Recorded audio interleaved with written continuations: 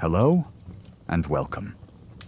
Whether you're settling into bed after a long day or taking a peaceful moment to breathe, this gentle journey invites you to drift quietly into the past. Find a comfortable place to rest. Let your shoulders loosen, let your breath settle, and allow the noise of the present to fade.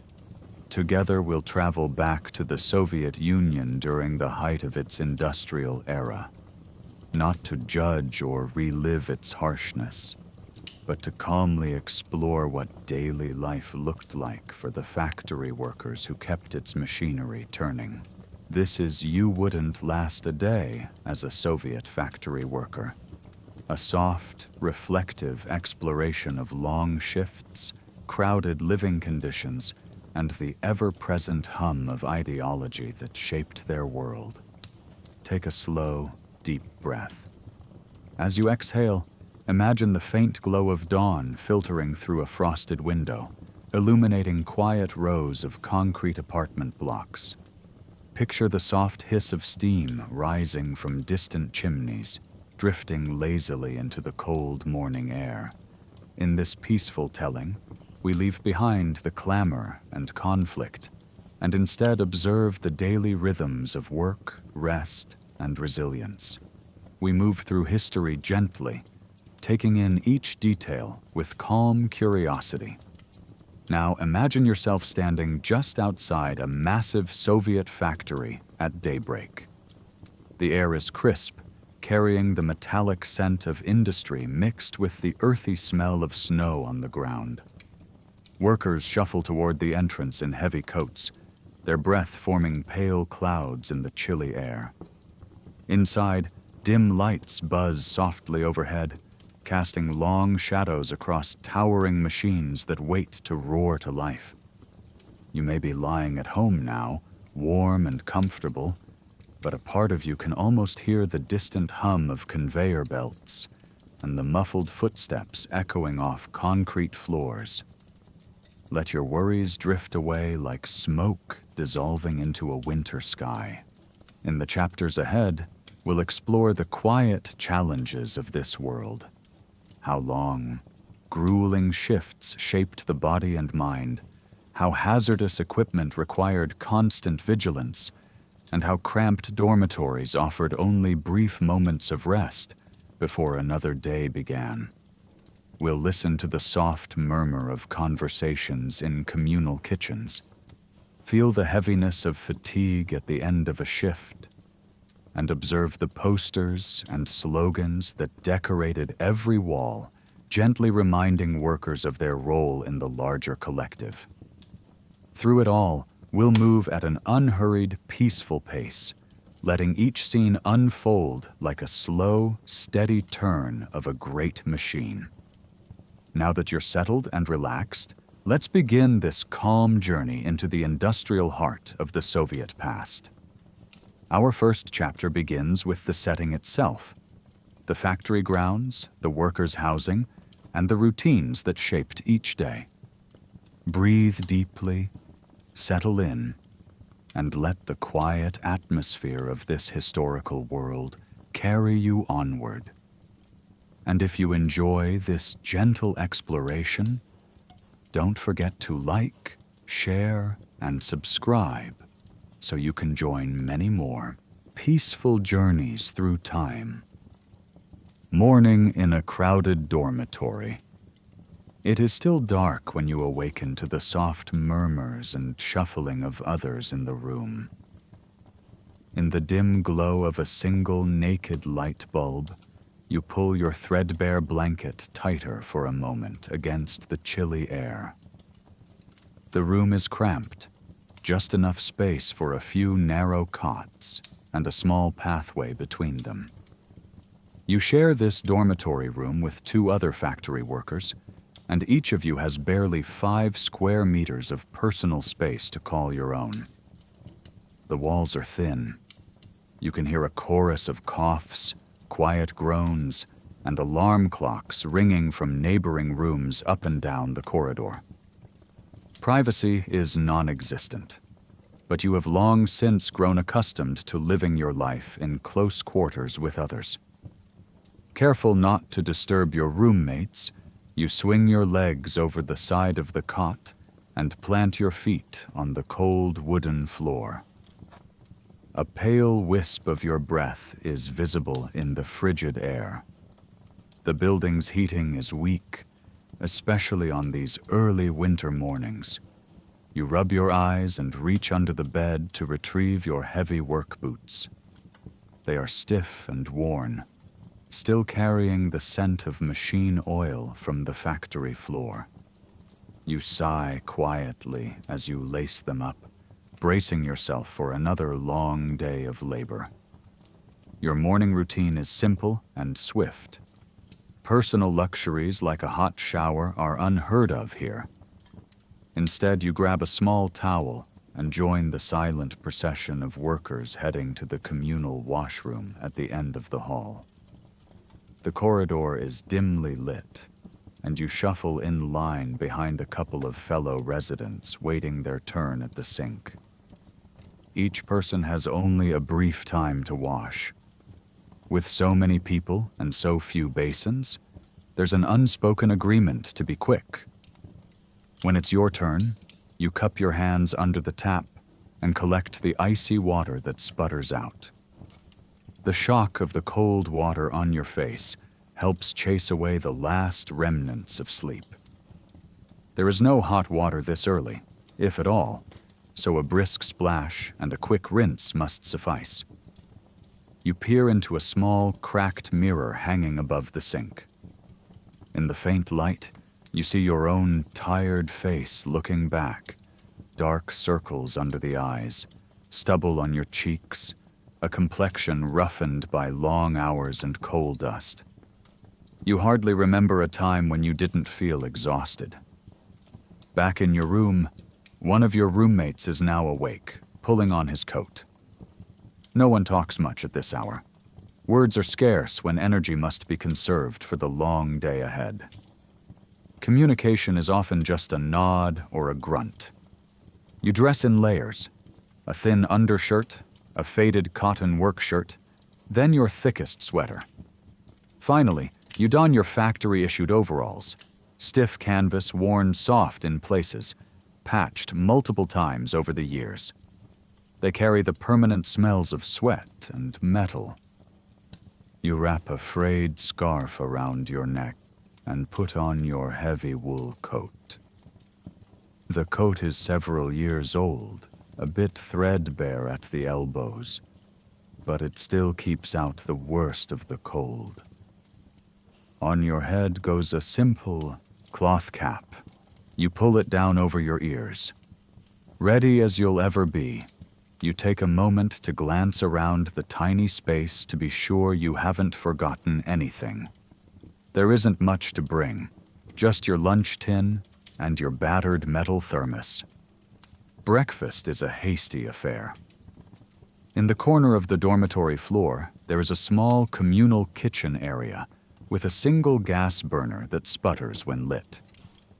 You and a few others gather there briefly, each preparing something simple to eat. This morning, as on most mornings, your breakfast consists of a chunk of dense black bread and a mug of weak tea. The bread is coarse and a few days old, but filling enough when you wash it down with warm tea.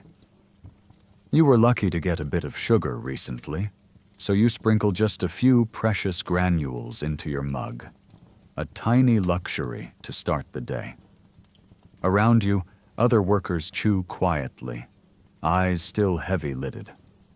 Someone stirs a pot of buckwheat kasha porridge on the stove for his breakfast, the thin porridge bubbling as he scrapes the bottom of the pot to keep it from burning.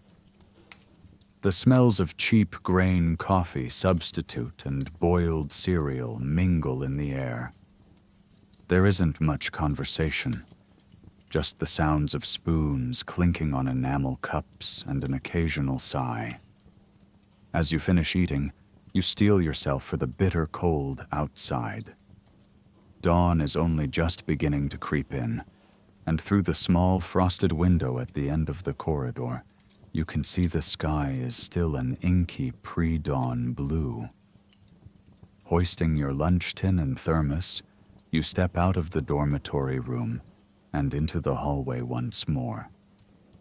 The corridor is alive now with dozens of workers shrugging into coats, stamping feet into boots, adjusting scarves and hats. A faded propaganda poster is peeling off the wall near the exit. It depicts smiling workers marching to the factory, accompanied by bold red lettering exhorting, "Every worker to the front of labor." It's one of many slogans that decorate the walls, reminding everyone of their duty before they even leave for work. You barely pay it a glance. It has been there for years, colors dimmed by time and coal dust. Joining the slow stream of laborers exiting the dormitory, you descend the creaking wooden stairs and push out through the heavy double doors into the outside world. A blast of frigid air greets you, and you pull your coat tighter as you step into the gray morning. The sun has not yet risen, but the world of the factory city is already stirring.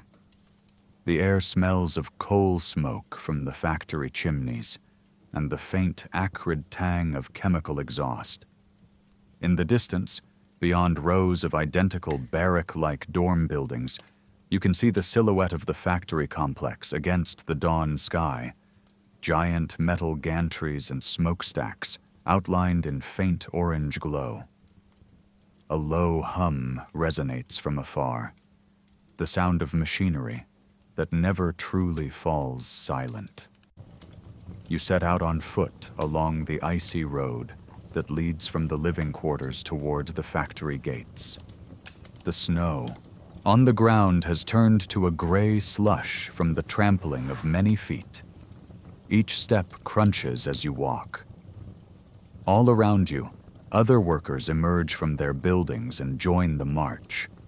Some walk alone, hunched against the cold, while others exchange a few quiet words with neighbors.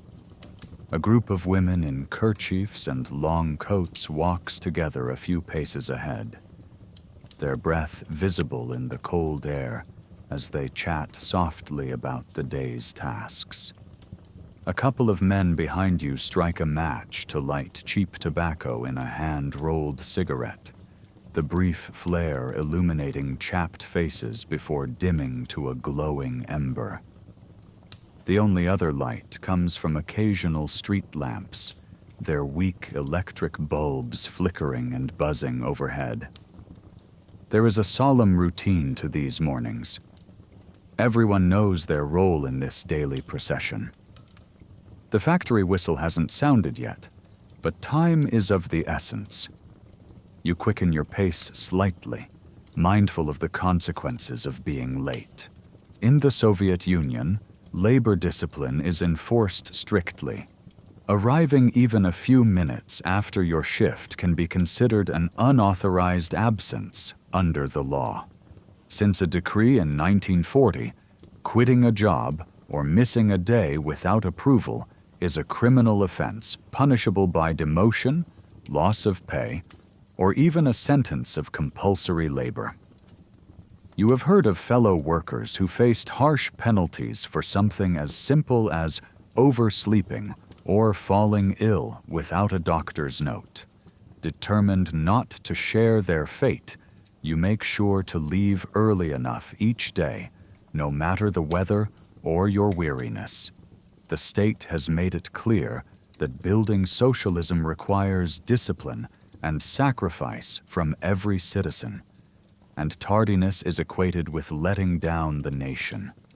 So you and the others push forward through the cold, feet moving automatically along the familiar route. As you walk, the city slowly comes to life. You pass rows of low, barrack-like buildings similar to your own, then a couple of longer apartment blocks where luckier families occupy single rooms of communal flats. From a few windows, thin trails of smoke rise, signs of small stoves being lit for morning warmth. One building has a tinny loudspeaker mounted above the doorway. As you pass by, it crackles to life with the strains of a patriotic marching song. The broadcast is part of the daily routine, a state radio program to rouse the masses. Faintly, you catch the tune of the Sacred War, or perhaps a worker's anthem echoing in the crisp air. The stirring melody extols the glory of labor and the bright future of communism. It's meant to inspire, but at this hour, and in your fatigued state, it washes over you like background noise. Still, the words are familiar and deeply ingrained. Our work in the morning is for the motherland, the announcer proclaims in an upbeat, authoritative voice. The propaganda is omnipresent. Even on your way to work, the environment is filled with these messages reminding you of the higher purpose behind your individual toil. Workers truly are bombarded with slogans, posters, and broadcasts at every turn. The factory gates are now in sight ahead, illuminated by a couple of floodlights. A small crowd has formed at the entrance as workers gather and wait for the official opening. You glance at your wristwatch, a sturdy old wind-up model you saved up to buy, and note that you're comfortably early today. This gives you a slight sense of relief. Some mornings, the distance from the dorms to the factory feels longer than usual, especially if fresh snow has fallen or if you're particularly tired. But today, you've managed to arrive with a few minutes to spare. You slow your pace as you approach the cluster of people at the gate. Everyone looks cold and focused. A few try stamping their feet to get blood flowing, or huddle in small groups to break the wind.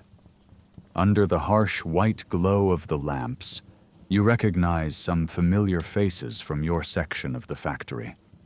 There's Victor, a tall, gaunt man with hollow cheeks, who operates a lathe a few stations down from you. He gives you a tight-lipped smile of acknowledgement. Next to him is Sergei, a younger fellow not more than 20, rubbing his gloved hands together. Sergei nods in greeting. None of you feel particularly chatty so early, especially not in the freezing cold. Words are saved for more urgent matters or rare moments of levity. Otherwise, silence is easier. At precisely 6:45 a.m., the heavy iron gates of the factory yard swing open. A uniformed guard in a thick coat stands by, checking each person's worker identification pass as you shuffle inside. You reach into your coat pocket to retrieve your dog-eared propusk. Work pass, a small booklet that carries your photo, name, and work details. Handling it with cold, numbed fingers, you present it to the guard. He scrutinizes it momentarily under the lamp, then gives a curt nod. Procodi. Go on through, he mutters, motioning you forward. You step across the threshold into the factory grounds, joining the flow of laborers streaming towards their respective workshops. Immediately, you are struck by the scale of the industrial complex spread before you. Even after years of working here, the sight is imposing. In the growing light of dawn, massive brick factory halls loom on either side of the main yard. Tall chimneys tower overhead, belching out thick plumes of smoke that blend into the gray morning sky. The ground underfoot vibrates ever so slightly with the distant thrum of heavy machinery already in operation. As you make your way to your section, you pass by a row of rusted cargo train cars on a side track, loaded with coal and raw materials to feed the plant's insatiable appetite. A few late shift workers from the night crew trudge wearily in the opposite direction, heading out of the gates toward their beds. Their faces are smudged with soot and fatigue, collars turned up against the cold, eyes downcast. You catch a whiff of sulfur and hot metal in the air, the smell of yesterday's work lingering into the new day. Walking briskly, you head toward the machine workshop where you've been assigned for the past several years. The building is a long, warehouse-like hall made of corrugated metal and brick. Above the entrance, another slogan painted in bold red letters greets all who enter. Labor in the USSR is a matter of honor, glory, courage, and heroism. You pass beneath these words without a second thought. They are as much a fixture as the walls themselves. Outside the workshop, a few bulletin boards display notices and pamphlets. You glimpse a posted production report from the previous day, listing various units and how they performed relative to the plan. It shows percentages of quota achieved, some in black ink, a few in red to highlight either exceptional overfulfillment or concerning shortfalls. Next to it is a brightly colored poster of a beaming worker holding a gear in one hand and a red flag in the other, with a slogan, "Plan overfulfilled, sucht blow to the capitalist." Such propaganda posters are part of the scenery, blending into the everyday backdrop of factory life. There's no time to linger, however. You push open the heavy wooden door of the workshop and step inside, ready to begin your grueling shift. A rush of warmer, oily air envelops you as you enter, carrying with it the familiar scents of metal shavings, grease, and lingering smoke. The door swings shut behind you, muffling the last notes of the patriotic song from the yard loudspeakers. Inside these walls, a full day of arduous labor awaits, the same as yesterday, and the same as tomorrow. And so, your day as a Soviet factory worker truly begins. The grueling morning shift. Inside the workshop, the day's labor begins in earnest. The cavernous factory hall is illuminated by rows of high-hanging lamps, their light casting stark shadows across concrete floors stained with oil. A chorus of metallic sounds rises up as machines are switched on one by one. The whir of motors, the clank of gears, the hiss of steam pipes. You join your brigade of workers near your station, a massive mechanical press that will be your world for the next several hours. Before the real work starts, there is a brief, informal muster. The section foreman, a stocky, middle-aged man named Comrade Petrov, walks briskly down the line, barking out a few reminders and the day's targets. "Comrades, listen up," he calls above the ambient noise. "Yesterday we were slightly behind on our quota. Today we must make 5,000 parts by end of shift. I expect everyone to give their utmost. No slackening." His voice carries a familiar mix of urgency and authority. 5,000 parts. The number looms in your mind. It's a hefty target, but not an unusual one. The quotas are set by distant planners and have a way of creeping up, especially whenever some celebrated hero worker sets a new production record. The foreman's eyes sweep over the crew. "Work safely and efficiently," Petrov adds, almost as an afterthought, though all of you know that meeting the plan is what truly matters. With that, the shift commences. You take your position at the press. It's an enormous cast-iron machine bolted to the floor, towering over you with its steel frame. Above, a heavy hammer mechanism awaits, poised to slam down with crushing force. Your task is straightforward in description, but exhausting in execution. Take the preheated metal blanks and shape them under the press into components for agricultural machinery. A furnace at one end of the hall has already brought the first batch of iron ingots to a glowing orange heat. With long tongs, you and a co-worker alternate pulling out each red-hot piece and placing it carefully under the press. You press a foot pedal, and boom! The hydraulic hammer comes down with a thunderous slam, shaping the metal with a single mighty blow.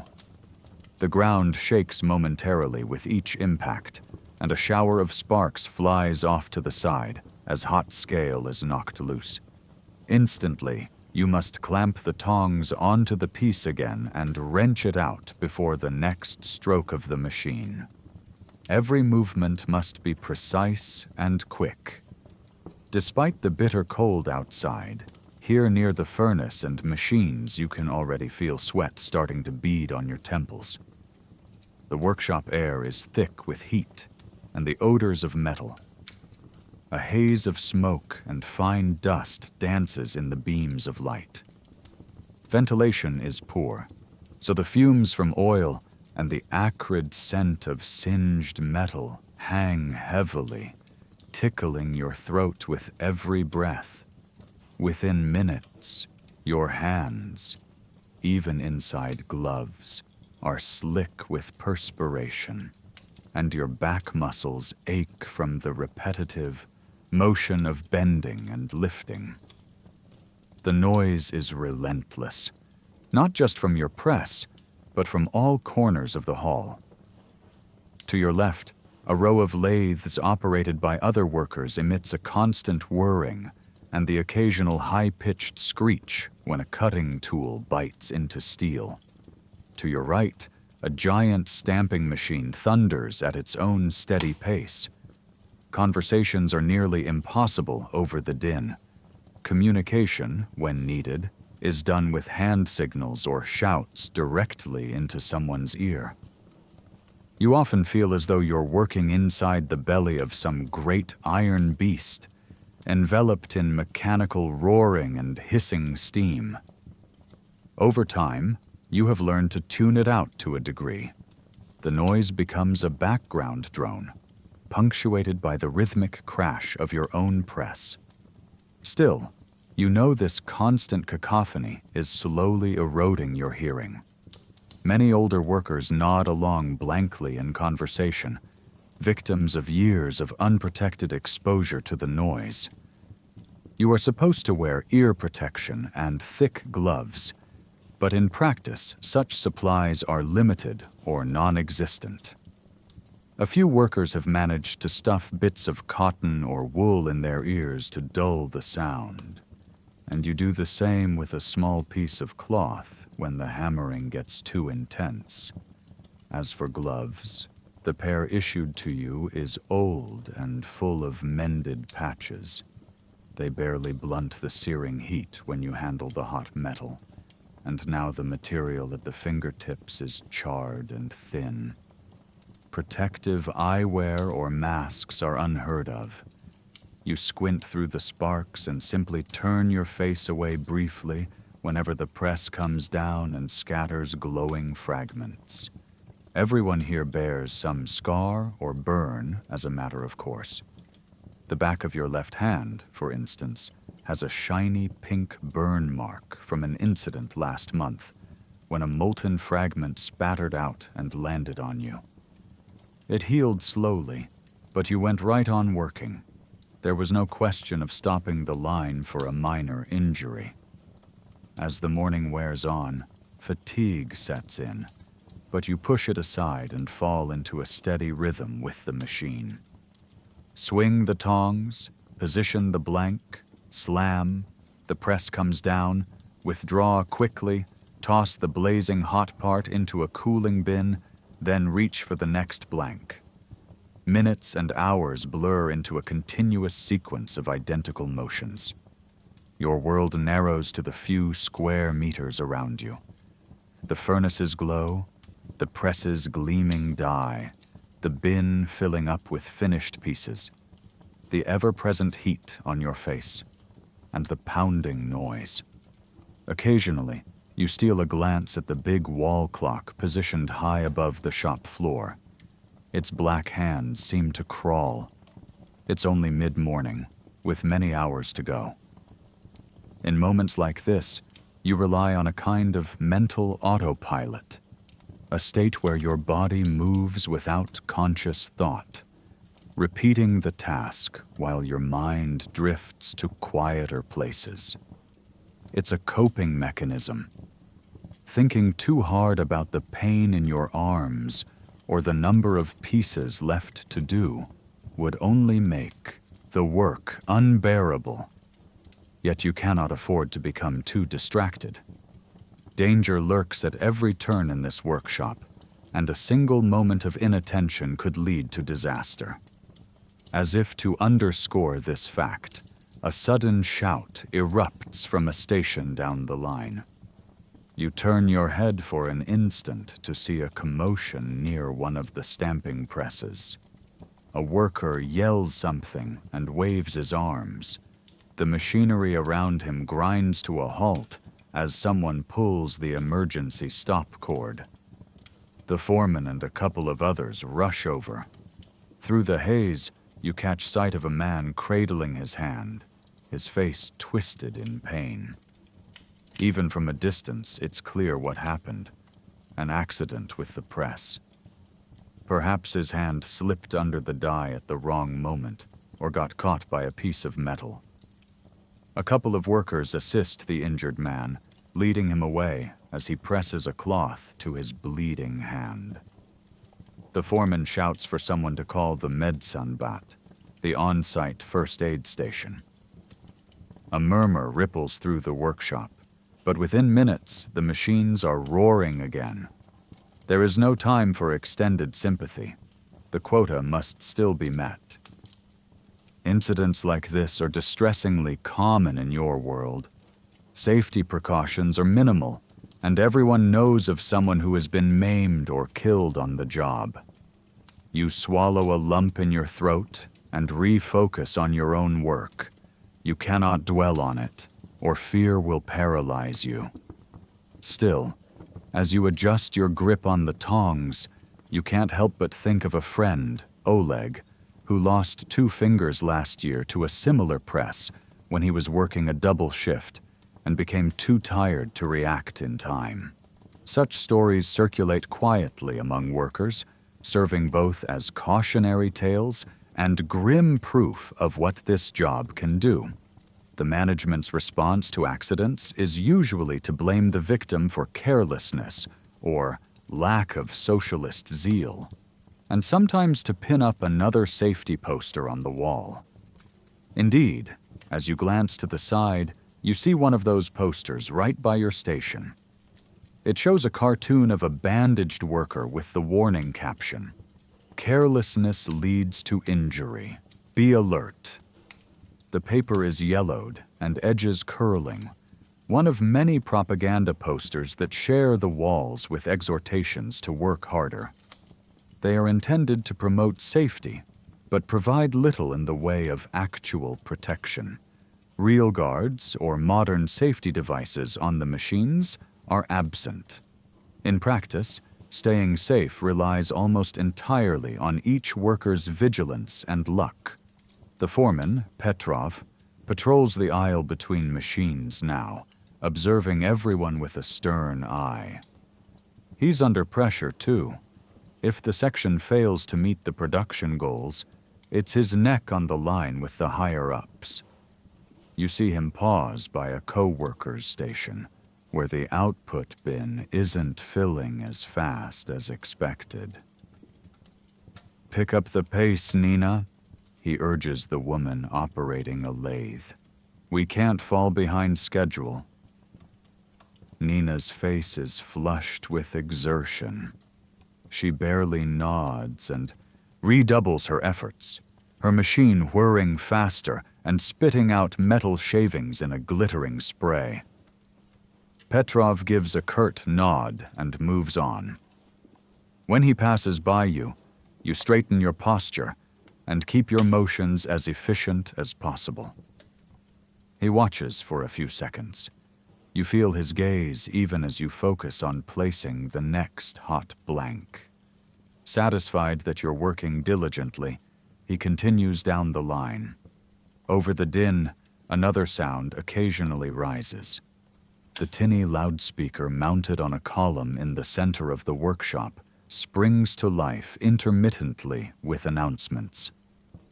It's hard to catch every word over the machines, but you've learned to decipher the familiar cadence. At one point, mid-morning, the speaker blares a message from the factory director, or perhaps the local party committee. Comrades, our plant is only at 95% of the monthly plan. We must intensify our efforts.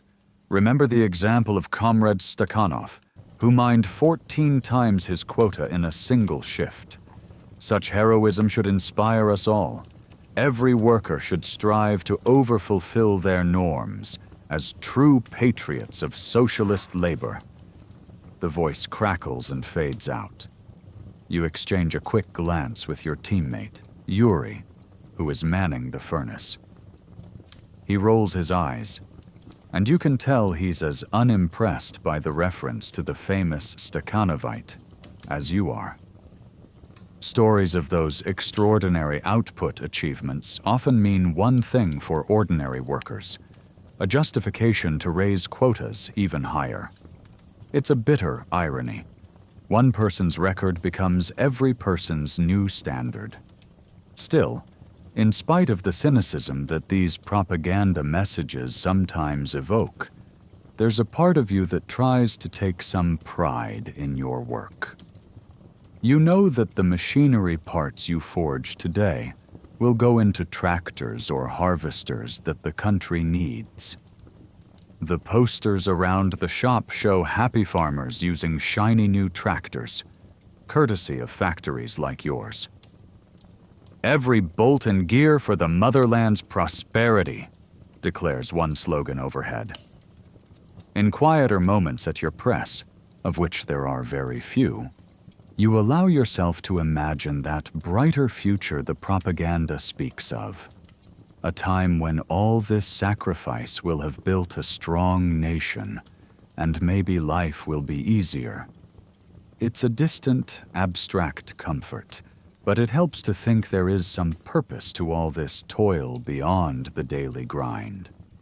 The morning ticks on relentlessly. You and your partner establish a steady cadence at the press, each of you alternating tasks with practiced efficiency. Periodically, one of you will grunt a single word, swap, and you'll trade roles so each gets a short break from the most intense part of the work. While Yuri operates the press, you take over hooking and unhooking the overhead crane that lifts heavier pieces onto pallets. When it's your turn back at the press, he quickly stretches his arms and gulps from a water flask before tending the furnace again. These informal rotations are a necessity. Without them, you would both be spent even before midday. Despite the hardship, there are small moments of camaraderie that spark through the noise. When the foreman is out of sight, a few workers share the rare smirk or a shouted joke about the latest absurd slogan. At one point, you notice Ivan at the drill press next to you grinning slyly. He leans toward you during a brief lull when both your machines pause and shouts in your ear over the clamor. "Hey, have you heard? They say we're ahead of schedule in producing broken bones." It's dark humor, but you can't help but let out a short, wry chuckle. Gallows humor like this eases the mental strain. Ivan's breath, you notice, carries a faint smell of home-brewed vodka. It's not even lunchtime, yet he's taken a nip from a hidden bottle. Drinking on the job is officially forbidden and dangerous. Dulled senses can lead to mistakes.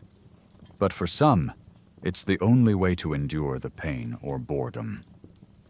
Ivan winks and goes back to his drill press, the whir of his machine picking up again. You shake your head and return focus to your own station, silently wishing that he stays safe despite his liquid courage. By late morning, your body feels as though it's been worked for days, not mere hours. Your shirt is drenched with sweat under the overalls. Your arms tremble occasionally from muscle fatigue, and each time you heave the press lever or haul a cooling metal piece, a jolt of pain shoots through your back. Your stomach rumbles. The meager breakfast of bread and tea has long since burned away. Every few minutes, you lick your dry lips, craving a sip from your thermos. But you hold off.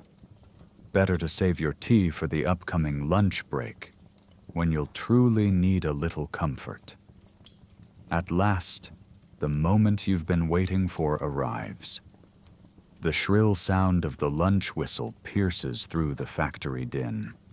It is noon, and the half-day mark of work has been reached.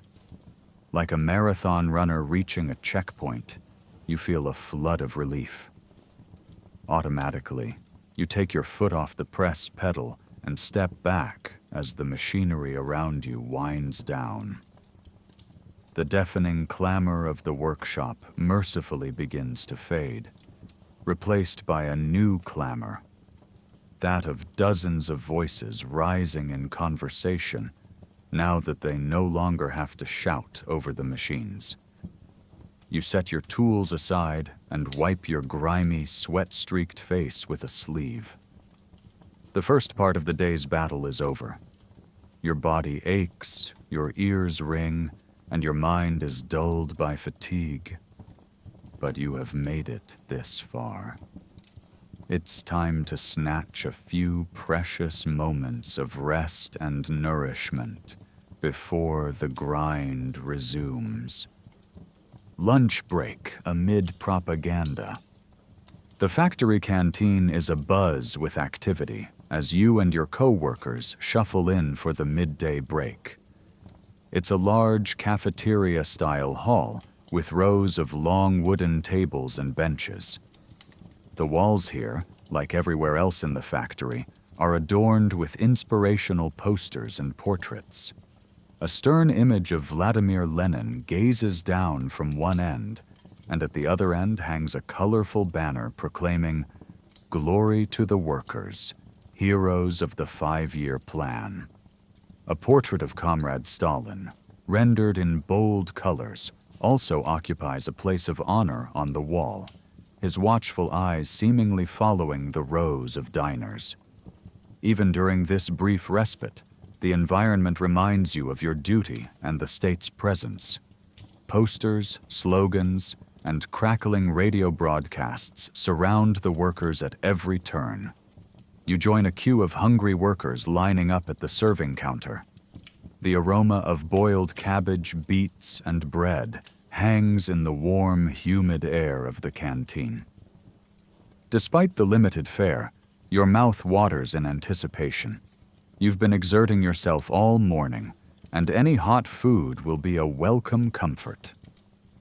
Behind the counter, apron-clad cafeteria ladies ladle soup into bowls and dish out portions of porridge with practiced efficiency.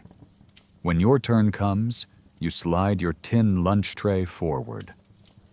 A ladle of steaming cabbage soup, shchi, is poured into your bowl, a thin broth with a few floating strands of cabbage and carrot, and perhaps a solitary chunk of potato.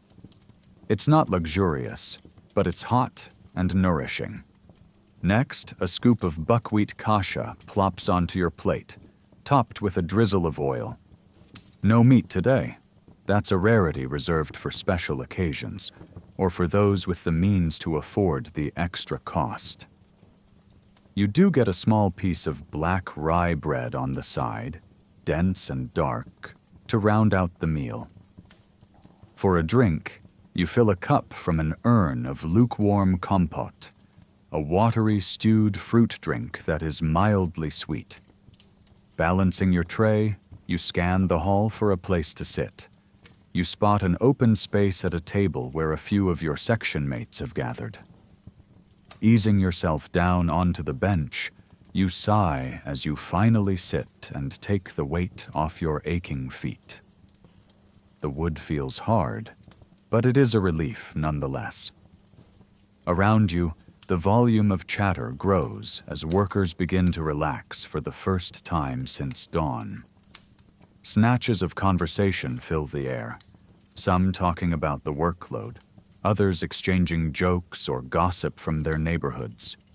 Utensils clatter against bowls. Someone laughs softly at a remark.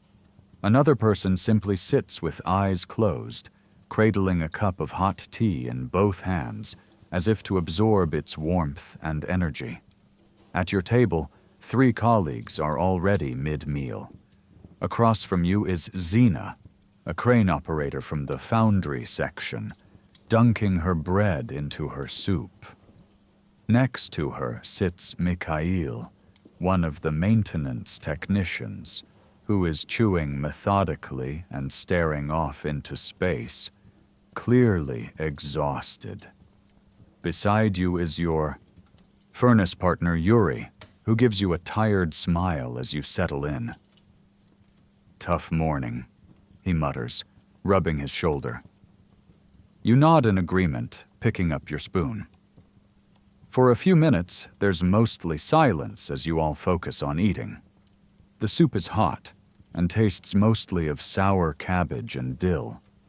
It might be undersalted, but you're grateful for each spoonful as it warms you from the inside.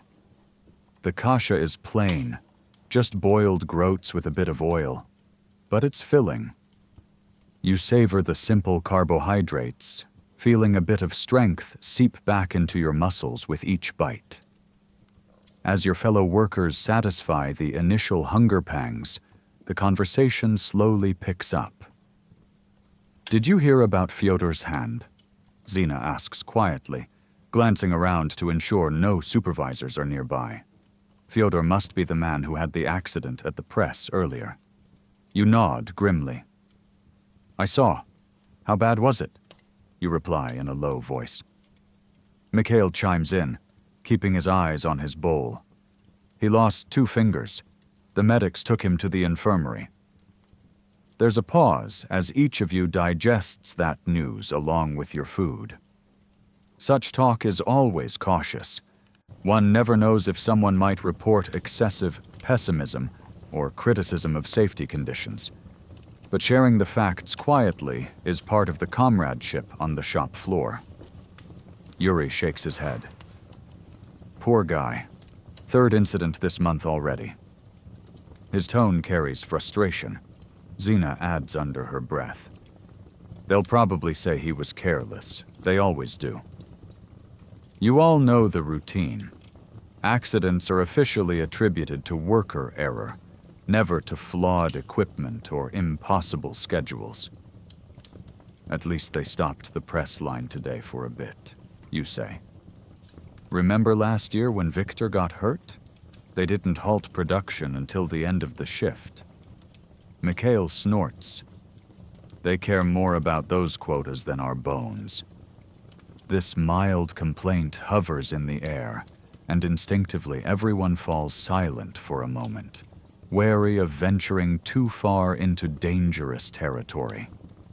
Criticizing the priorities of the system can be risky. There are ears everywhere. The trade union representative or the party organizer might be nearby, or an informer among the workers who reports seditious talk. You glance over your shoulder.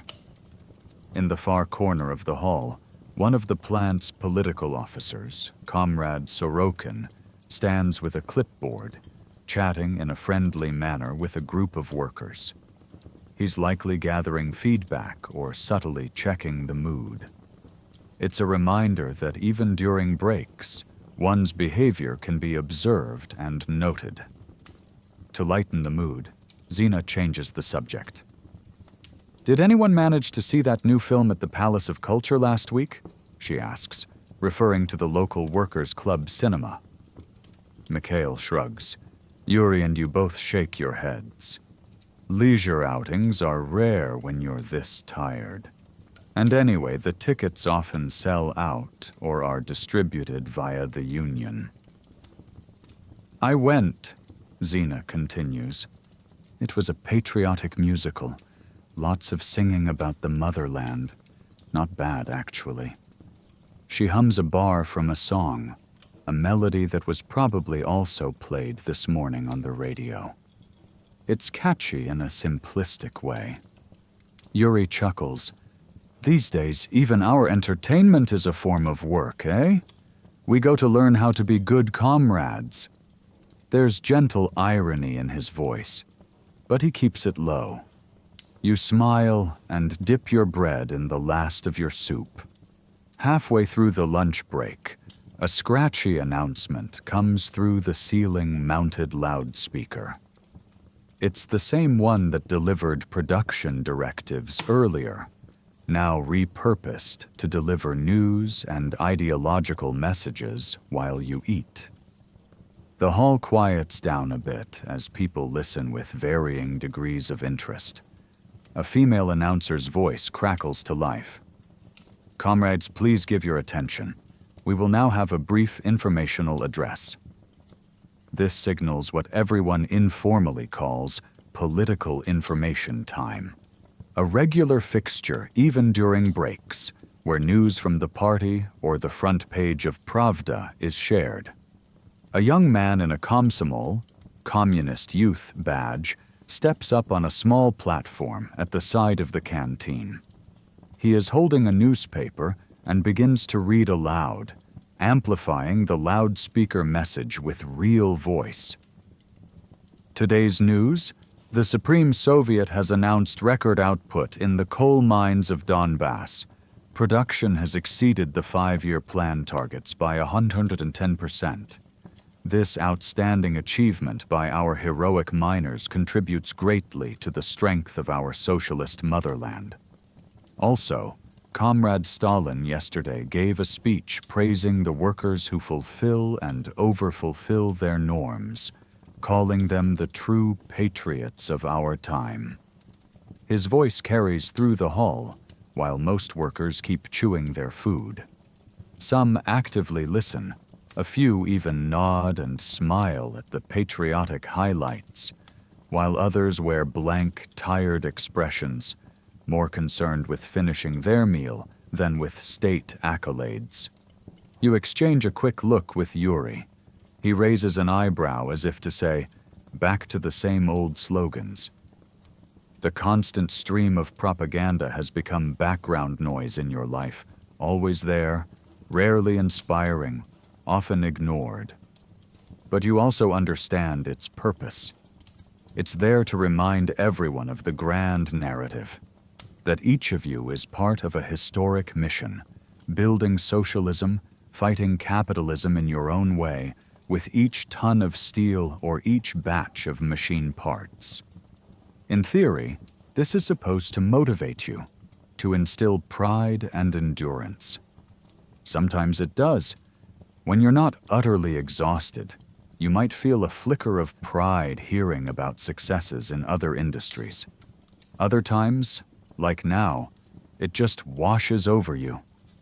All you truly feel is the ache in your muscles and the pragmatic thought that you need to finish eating before the break ends.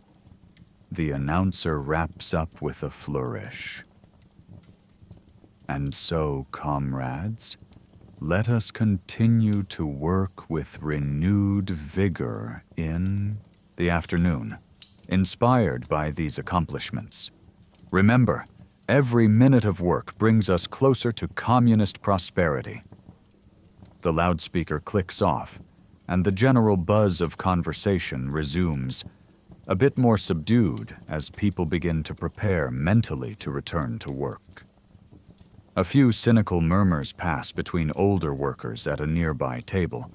One man quips under his breath, "If prosperity is coming, it's taking the slow train." His comrades smirk, but they quickly shush each other. Open cynicism is not wise to express loudly. Your table finishes up the meal. You drain your cup of compote, noting the few soft raisins at the bottom. A hint of sweetness that almost feels like a treat. With lunch nearly over, you and the others clear your trays, depositing the empty dishes in bins where an apron-clad worker begins collecting them. There's a bit of time left, so you stand and stretch, easing the stiffness in your back. Nearby, on a bulletin board by the exit, you notice a neatly stenciled announcement for an upcoming meeting. All workers of Workshop Number 2 are required to attend a political education lecture on Thursday at 18 Montcalms. The topic listed is The Life of Stalin, Inspiration for Our Labor. You inwardly groan at the prospect. After a full workday, an extra hour or two listening to speeches is the last thing you want. But attendance will likely be taken, and absence without a valid excuse would be noted. It's just another part of life here. Work doesn't completely stop even when you're off the factory floor. The ideological training is considered as important as the manual labor. As the end of break bell rings, everyone starts filing out of the canteen in a sluggish procession. Some are buttoning up coats again if they removed them. Others are finishing last drags of hand-rolled cigarettes in the doorway, flicking the butts aside. You pull your cap back on and brace yourself for the second half of the day. Though you had a moment of rest, returning to the noise and effort of the workshop feels daunting. You roll your shoulders, still feeling the soreness. Yuri pats your arm, a wordless gesture of solidarity, as you both step back into the chilly corridor that leads from the canteen to the factory floor. All around, you see the resolve settling back onto tired faces. The lunch break, brief as it was, is over, and the propaganda-filled encouragements still echo faintly in your mind. It's time to press on and somehow find the strength for the unending afternoon ahead.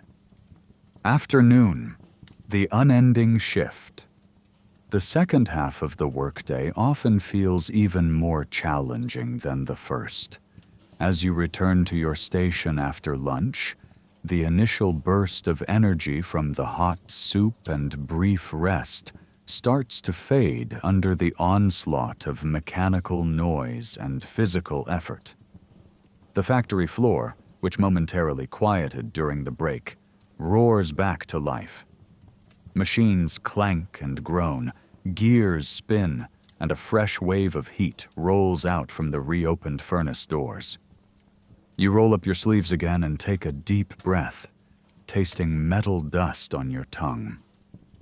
The overhead lamps have been turned on brighter to compensate for the weak winter daylight. Outside, the sky is already turning a dull gray, daylight beginning to wane, even though hours of work remain. Within minutes, you are once more engrossed in the rigorous cycle of lifting, hammering, and hauling. But now your muscles protest more fiercely. Each motion requires more willpower than it did in the morning. Your shoulders feel leaden, and a persistent ache throbs in your lower back. The repetitive nature of the job, once a source of mental escape, becomes a grind. With fatigue setting in, time itself seems to stretch. The clock on the wall appears frozen, its hands moving so slowly that you wonder if it's broken. Enduring an afternoon shift like this, hour after hour, can make an 8-hour day feel like an eternity. An older worker at a nearby bench catches your eye and offers a weary half-smile. Over the clanking of machinery, he shouts, "Cheer up, lad. Back in 32, we worked 11 hours straight, no breaks. This is nothing." He gives a raspy chuckle. You nod and manage a faint grin in return, appreciating his attempt at encouragement. You know he's telling the truth. During the frantic early industrialization, 11-hour workdays were considered normal, and safety precautions were almost non-existent. By that historical standard, today's shift should be easier, but here and now, it still feels brutal enough. A sudden metallic screech jolts you from your thoughts. The conveyor that feeds raw blanks to your press has ground to a halt. You see Yuri waving to get your attention, the chain mechanism jammed. You let the press idle and quickly step over to assess the situation. A misaligned billet has caught in the conveyor's gears. Together, you and Yuri grab crowbars and pry the heavy chunk of metal loose. It's stubborn. Sweat reappears on your brow as you strain, but finally it dislodges with a shriek of protesting steel. The conveyor lurches back into motion, and you toss the offending piece aside. These small breakdowns are common. The equipment is aging and under strain, much like the workers who operate it. Luckily, this halt was brief. If it had lasted longer, the section foreman would have been on you, since downtime threatens the day's output. Indeed, Petrov comes hurrying over, concern etched on his face. When he sees the problem resolved, he just barks. Good. Keep it moving. Comrades. We can't afford delays. There's no word of thanks. Keeping the machines running is simply expected. You shrug it off and return to your station, muscles complaining from that extra exertion. As the afternoon wears on, a kind of numbness settles into your body. You enter a state that is almost mechanical, mirroring the motions of the press with unthinking regularity. There's a paradoxical feeling that while your body is bone-tired, it continues working on autopilot. Your mind attempts to wander away from the present, to anything but the four walls of the workshop. Briefly, you think about home, the small dorm room waiting for you, the hope of lying down later this evening. You recall the smell of the herbal tea your mother used to brew when you were younger, trying to imagine its soothing warmth. For a few seconds, you mentally escape. That is until a hot spark lands on your forearm, burning you back to reality. You hiss in pain and shake it off, a tiny black scorch mark left on your skin. No daydreaming, not if you want to stay safe. You refocus your gaze on the press, forcing your concentration to stay tethered to the here and now. All around, you can sense your co-workers wrestling with the same fatigue and resolve. At the lathe nearby, Nina's movements have slowed. Her face is shiny with sweat despite the cold drafts that sneak in through the factory's high windows. Each time she finishes a part, she rolls her neck and flexes her fingers, trying to ward off cramps. Further down, old Ivan at the drill press squints in concentration. He's perhaps compensating for the little vodka he sipped earlier, fighting to maintain precision despite the alcohol and exhaustion in his system. The entire workshop seems to operate in a kind of collective trance. A dozen weary bodies moving in choreographed labor, each an extension of a clanking, whirring machine. The propaganda slogans painted on the walls, "Work harder today for a better tomorrow," fade into the background. In these moments, lofty promises of a radiant future feel distant and abstract.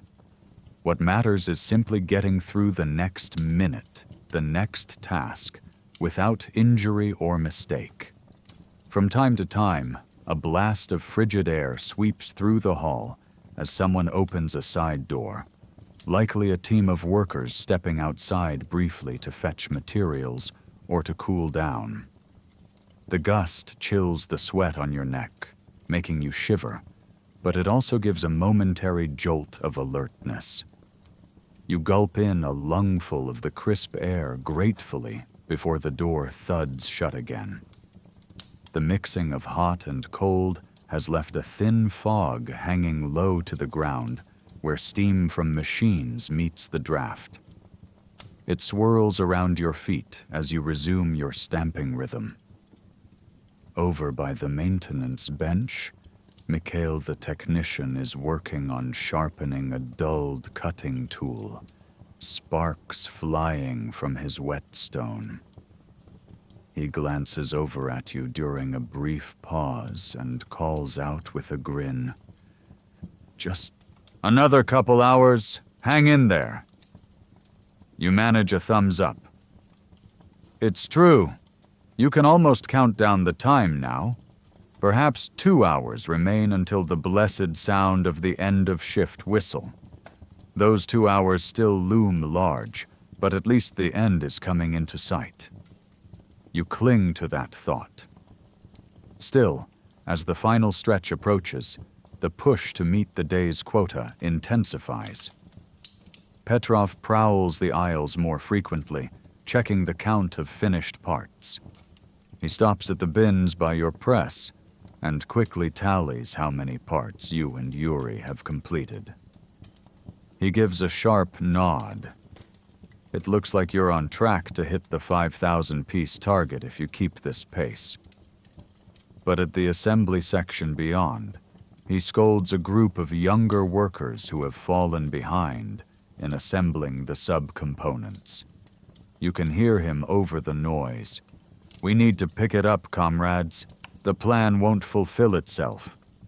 The youths flush with embarrassment and redouble their efforts, rivet guns firing more rapidly.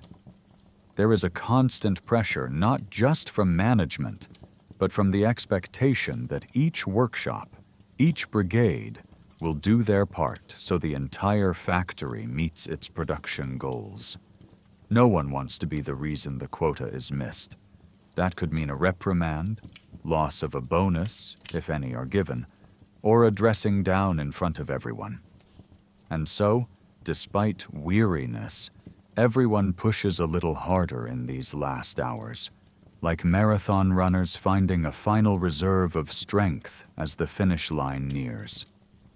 You feel it too, a mix of desperation and determination that overcomes fatigue. Your movements become slightly quicker, more forceful. You grit your teeth and ignore the burning in your arms. Piece after piece, you feed the press, your heartbeat almost syncing with the machine's heavy thud. A part of you is running on sheer willpower now, driven by the mental mantra. Almost there, almost done. The workshop's atmosphere changes subtly as quitting time draws closer. There is still the cacophony of work, but underneath it a current of anticipation builds. Workers steal glances at the clock more frequently. The day's injuries and grievances, the propaganda speeches and stern admonitions, all will soon blur into yesterday. The thought of rest, of stepping away from the pounding machines, is like a light at the end of a tunnel. You catch Yuri's eye during a quick lull when you swap positions one last time. He gives you an encouraging nod. Together you've made it through another day, almost. No words are needed. The solidarity in shared hardship is enough. Finally, with roughly a half-hour remaining, an unexpected burst of music comes through the loudspeaker system. The tinny strains of an upbeat marching song filter into the hall, cutting through the machine noise. It's a familiar tactic. As fatigue reaches its peak, management sometimes plays a rousing tune or two to invigorate the workers. The tune is one you know well, a peppy, patriotic march about the might of the factory and the joy of labor. The lyrics talk about how Our output today is our country's strength tomorrow. Some of the more spirited workers hum along or tap their feet in time. You don't have the breath to spare for singing, but the quick tempo does subconsciously make you work a bit faster. It's almost like having a drumbeat to march to.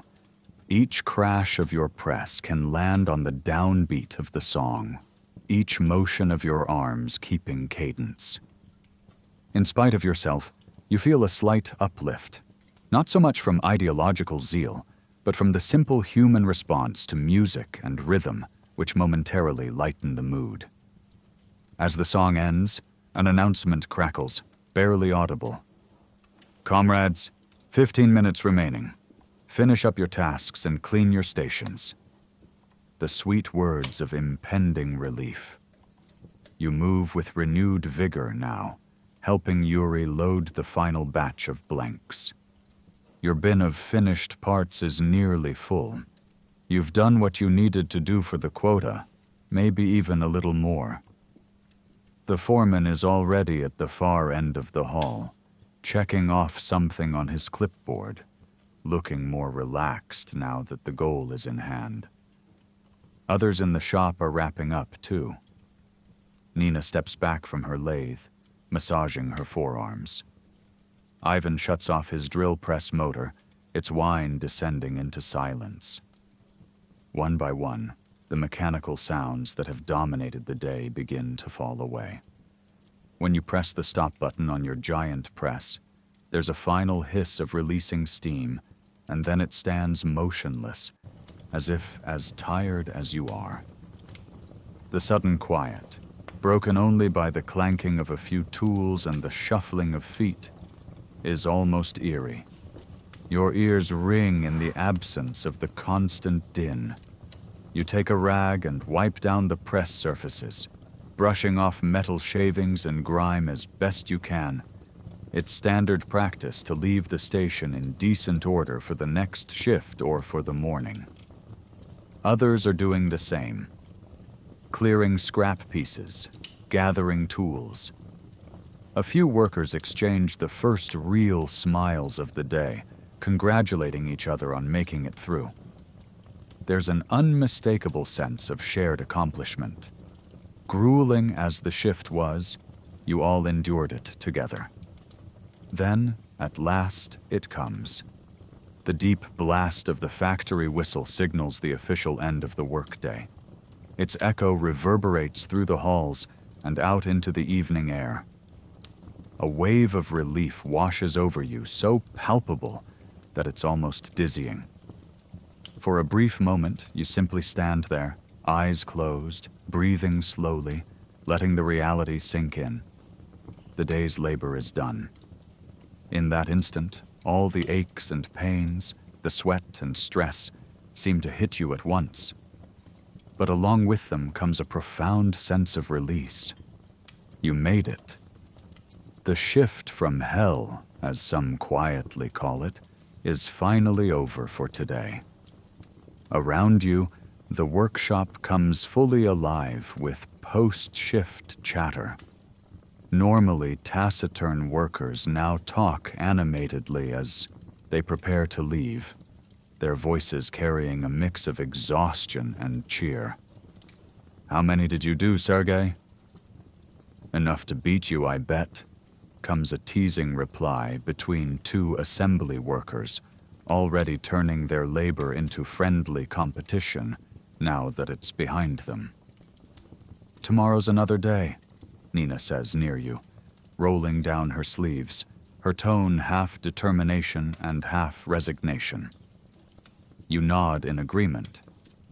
With heavy but hopeful steps, you and your comrades begin making your way toward the exit of the workshop, peeling off the layers of this industrial battle one by one. Helmets and aprons are hung on hooks, gloves tossed into lockers. You unbutton your soiled overalls and shrug out of them, revealing your sweat-damp clothes underneath. Your shirt clings to your back. You cannot wait to change out of these grimy garments. Grabbing your coat and scarf, you sling them over your arm for now, savoring the cool air on your skin as you head out of the sweltering workshop into the open yard. Evening has descended fully. Through the wide doorway, you step out under a sky that is darkening to charcoal, with the first stars pricking through where the factory smoke isn't too thick. The crisp outside air is a shock, cooling your flushed face rapidly. You pause and draw in a deep breath of it, feeling the sting in your lungs. It smells of winter night and coal smoke, far fresher than the smog inside. All around, workers from various sections are streaming out of their respective buildings, converging toward the main gate in twos and threes. The day shift is done, and an almost festive atmosphere, subdued but real, fills the open space as hundreds of tired laborers taste freedom, however short-lived, from their labors. You exchange pats on the back and a few words with colleagues as you all join the flow. Do zavtra, you tell them, until tomorrow. It's both a farewell and a confirmation that you'll all be back to do this again. Some respond with a simple wave or a tired smile. The camaraderie forged by suffering side by side is evident in these brief, genuine gestures of respect. Each of you knows what the others have been through today, and that creates a bond stronger than any slogan or directive could. Pulling on your heavy coat and wrapping your scarf securely, you prepare to re-enter the world beyond the factory gates. The day's work might be over, but the day itself is not. An evening in the crowded quarters of home awaits, and with it, its own set of challenges and routines. Yet, as you move with the throng toward the exit, one prevailing feeling dominates your mind and body: relief. You have survived another punishing shift in the Soviet industrial machine.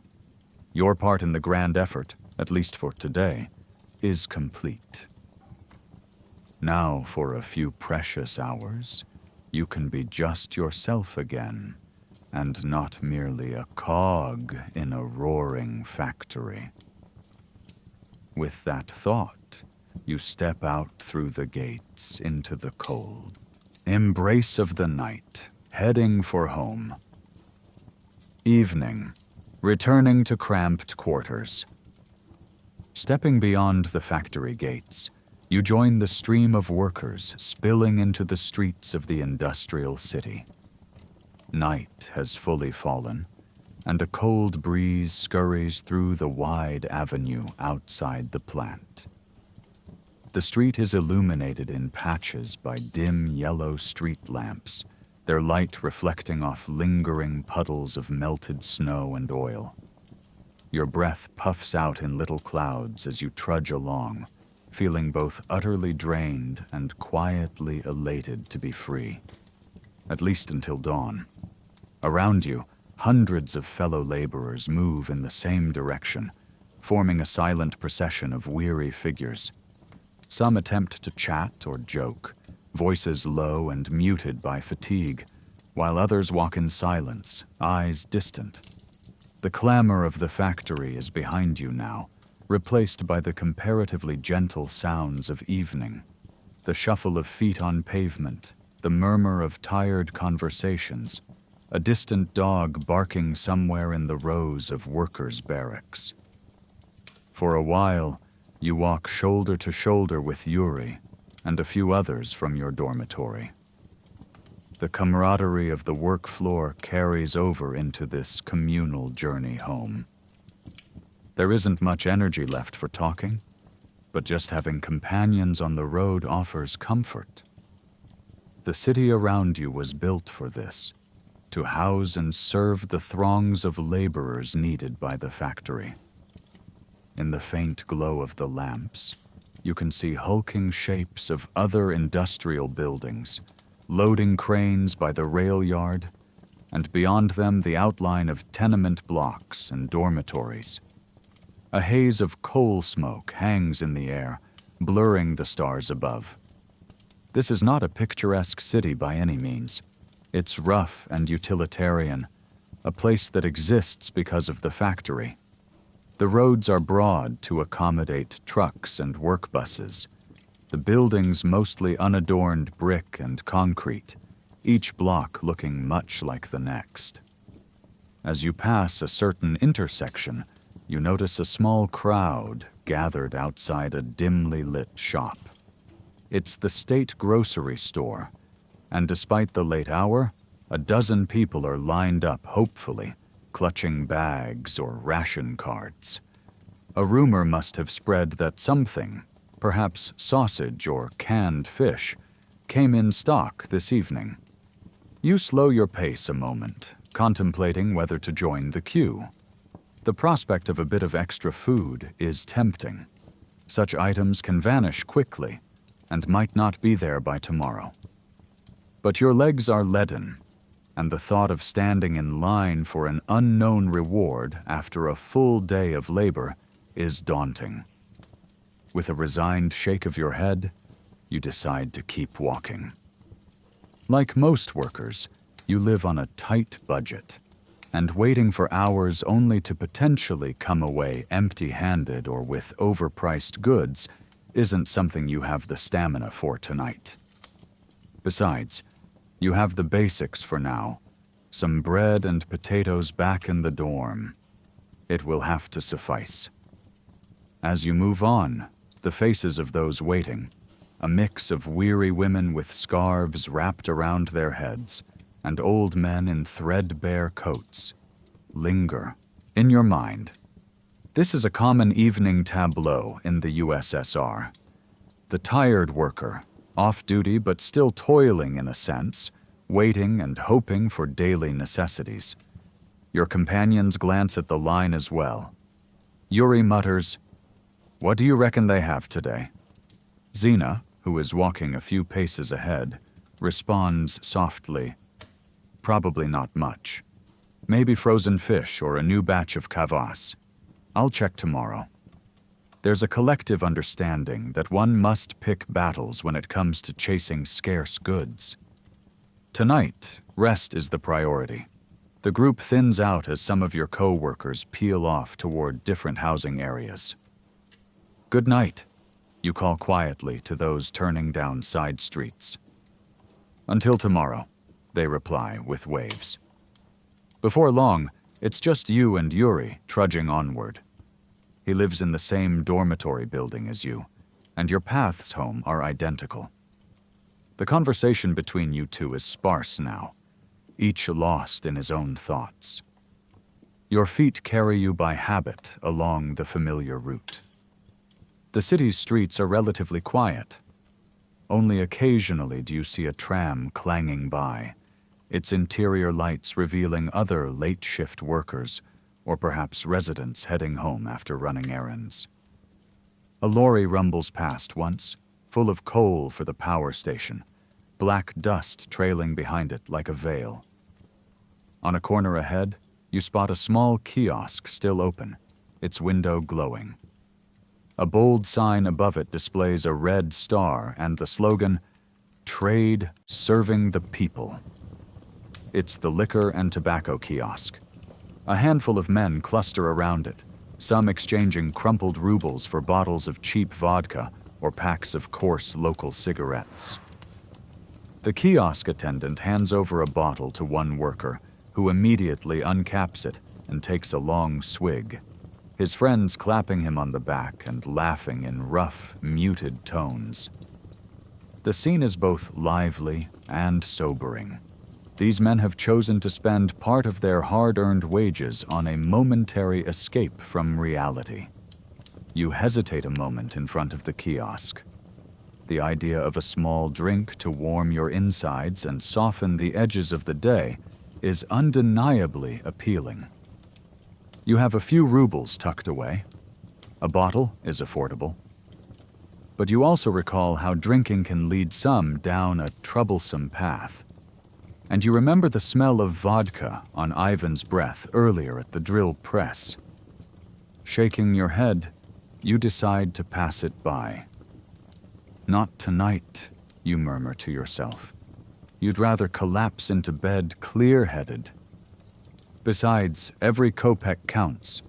You need your money for basic food and perhaps to save a little for new boots or sending home to your family, not to drown in drink. It strikes you that over half of what you earn each month goes just to feeding yourself and keeping up with these essentials. With prices always seeming to rise and goods often scarce, there's rarely room in your budget for indulgences. Leaving the merry, and likely soon-to-be rowdy, group behind, you and Yuri continue onward. Soon, you see the hulking silhouette of your dormitory block at the end of the street. It's a long, 3-story brick building built in the late 1930s, functional, if not particularly welcoming in appearance.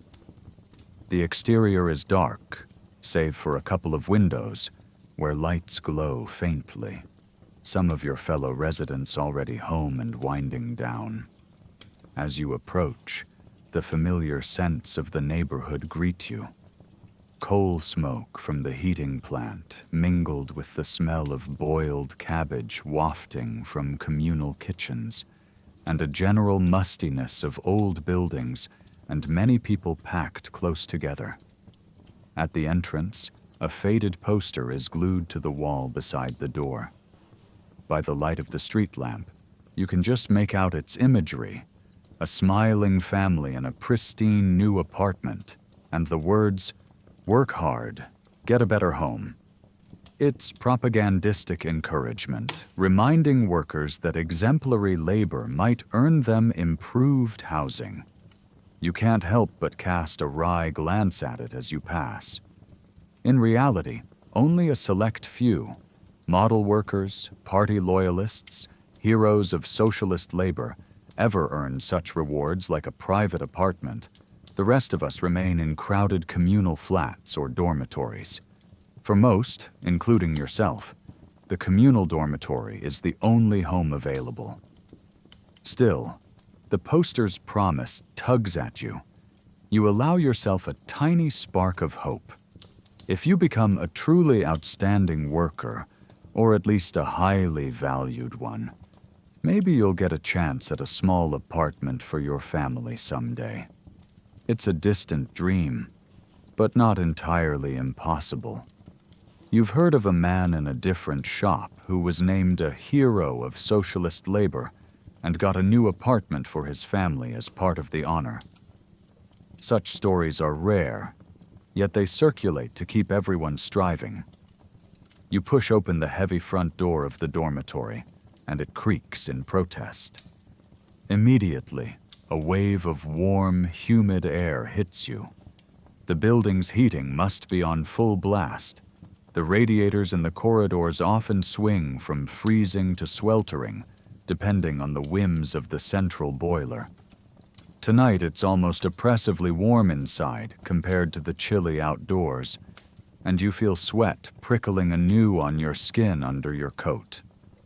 The lobby area is small, just a narrow hallway with a bare light bulb casting a weak glow. The plaster on the walls is yellowed and peeling in places. A bulletin board hangs crookedly near the door, papered with various notices. Announcements of upcoming volunteer cleanup days, a schedule for boiler maintenance, a list of dormitory rules: no loud noise after 10 p.m., no alcohol consumption in common areas, etc. And of course, a rotation for cleaning duties assigned to residents. You glimpse your name scrawled next to a date later in the week, reminding you that you'll need to mop the corridor that day. You and Yuri stamp your feet on the mat to knock off any remaining slush from your boots and proceed down the corridor. The wooden floorboards creak underfoot. As you pass the common kitchen on the ground floor, you peek in. It's a simple shared space, a large wood-burning stove and a couple of electric hot plates, a long table, and a few rickety chairs. Right now, the kitchen is occupied by a handful of fellow residents preparing their evening meals. A young woman in a worn dress stands stirring a pot. You smell the earthy aroma of potato soup. Beside her, an older man is hunched over the table, slicing bread and onion for a simple supper, the sharp scent of raw onion evident. They nod in acknowledgement as you appear in the doorway. "Good evening," you say quietly. "Evening," comes a chorus of replies, subdued but cordial. You recognize them as neighbors from the second floor.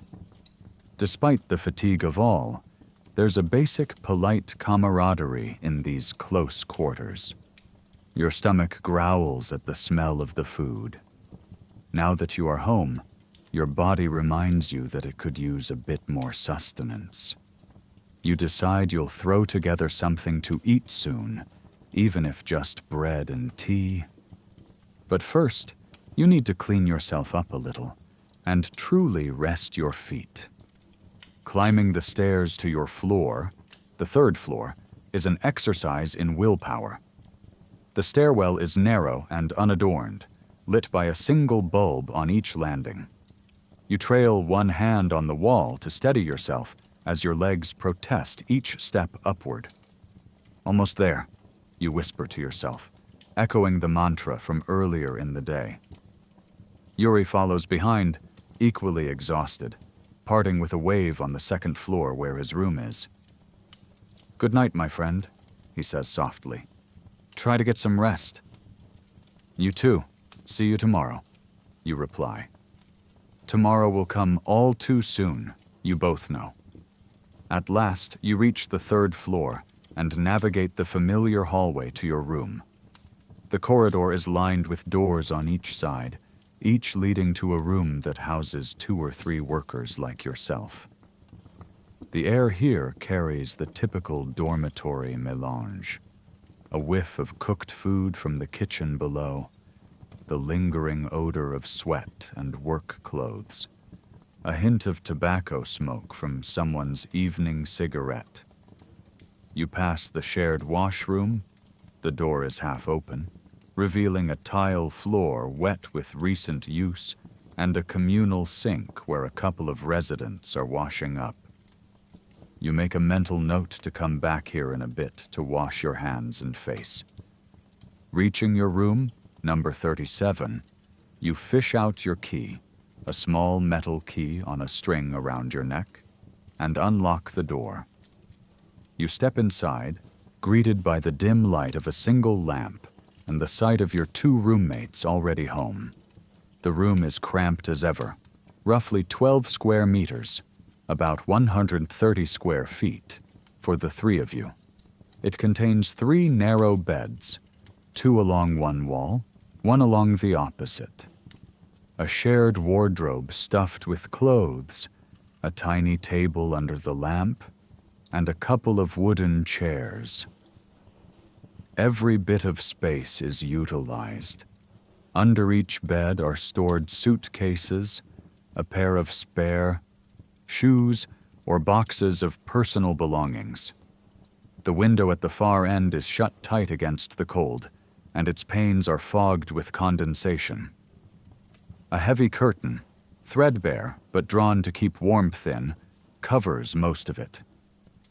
The wallpaper, once a pale blue, now faded and peeling at the corners, is barely visible behind an assortment of hanging items. A mirror, some laundry lines for drying socks and towels, and a small calendar featuring a picture of a bright red tractor plowing a field. A free calendar given out by the factory last New Year's. "Welcome back," grunts Nikolai, one of your roommates, from his bed. He is lying on his back atop the blanket, still in his work trousers but with his boots off, giving his feet some air. Nikolai works in a different section of the factory, the metal casting shop, and his shift ended a bit earlier than yours, it seems. He's a burly man in his 40s, with graying hair and a kind but tired face. On a stool beside him, he has propped an open newspaper, today's Pravda. It appears he was reading, though whether for information or just out of habit is hard to say. He sets it aside now. "Evening, Kolya," you reply, using the friendly diminutive of his name. Your other roommate, Dmitri, is at the small table fiddling with a portable radio. Dmitri is younger, perhaps in his mid-20s, and just started at the factory a year ago. He gives you a quick smile. "You look dead on your feet," he remarks softly. "Feel like it too," you answer, sinking into one of the chairs with a long exhale. The relief of sitting in your own space, no matter how modest, is profound. This chair, this patch of floor, this lumpy bed, they are the only area in the world that is yours, however tiny. You begin the slow process of peeling off your layers of clothing. Coat and scarf off first, hung on a wall peg. Then your boots. You pry them from your sore feet, wincing as you do. Your socks are damp and sooty. You'll need to wash them soon. They reveal spots of redness and a couple of developing blisters on your toes. You flex your feet, letting the cool air soothe them. Nikolai, noticing, nods toward a small tin on the windowsill. "I've got some salve if you need for those blisters," he offers. He, like many experienced workers, keeps a little kit of simple remedies. A herbal balm for aches, a jar of petroleum jelly for boot sores, etc. "Thanks. I might use a dab later," you reply appreciatively. Next, you shrug off your work clothes. The overalls and shirt are grimy with the day's labor, smelling of sweat and metal. You hang them on a hook behind the door. There's a sort of understood rotation. One day there, next day perhaps airing by the window. Underneath, you're wearing an old undershirt and long underwear to ward off the cold. Those you keep on for now, not having the luxury of a clean change each day. Laundry is done occasionally, usually on rest days, either by hand, in a basin, or at a communal laundry if available. You had washed some items last Sunday, and they are still drying on a line near the radiator. Feeling a bit lighter in just your underclothes and socks, you sit back down. Dmitri has finally tuned the radio to a station.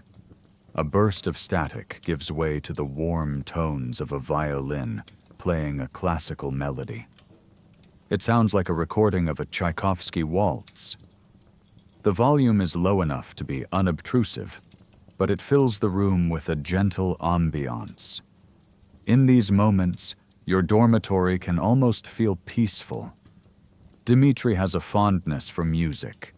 He managed to buy this small battery-operated radio from a co-worker who upgraded. On many evenings, he'll find a station playing music or the nightly news, and it becomes the background to your little trio's end-of-day routine. You lean back and let the tension drain from your shoulders as the waltz plays softly.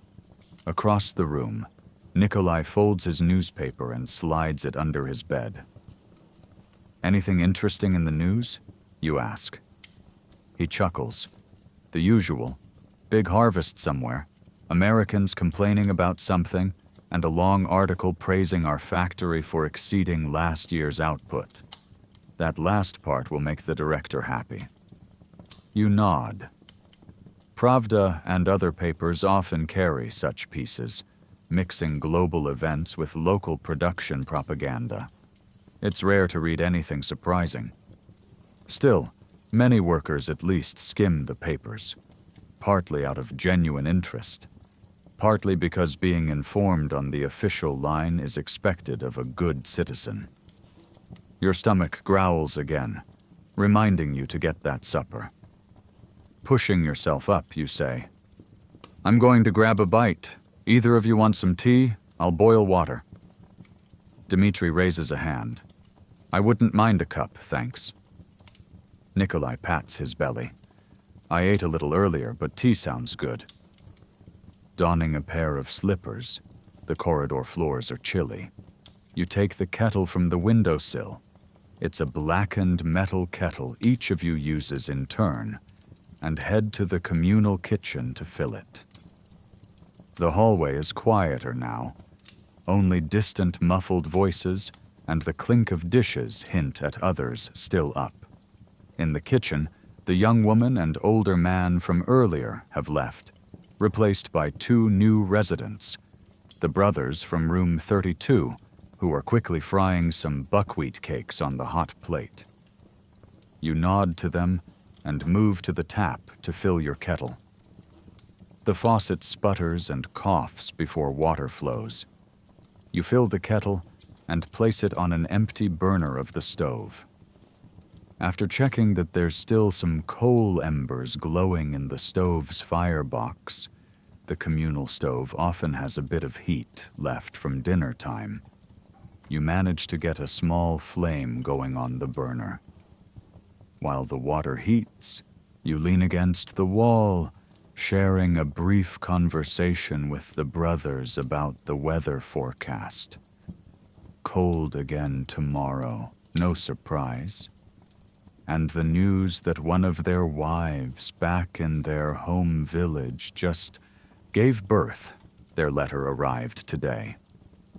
You congratulate them softly, sensing their pride and wistfulness.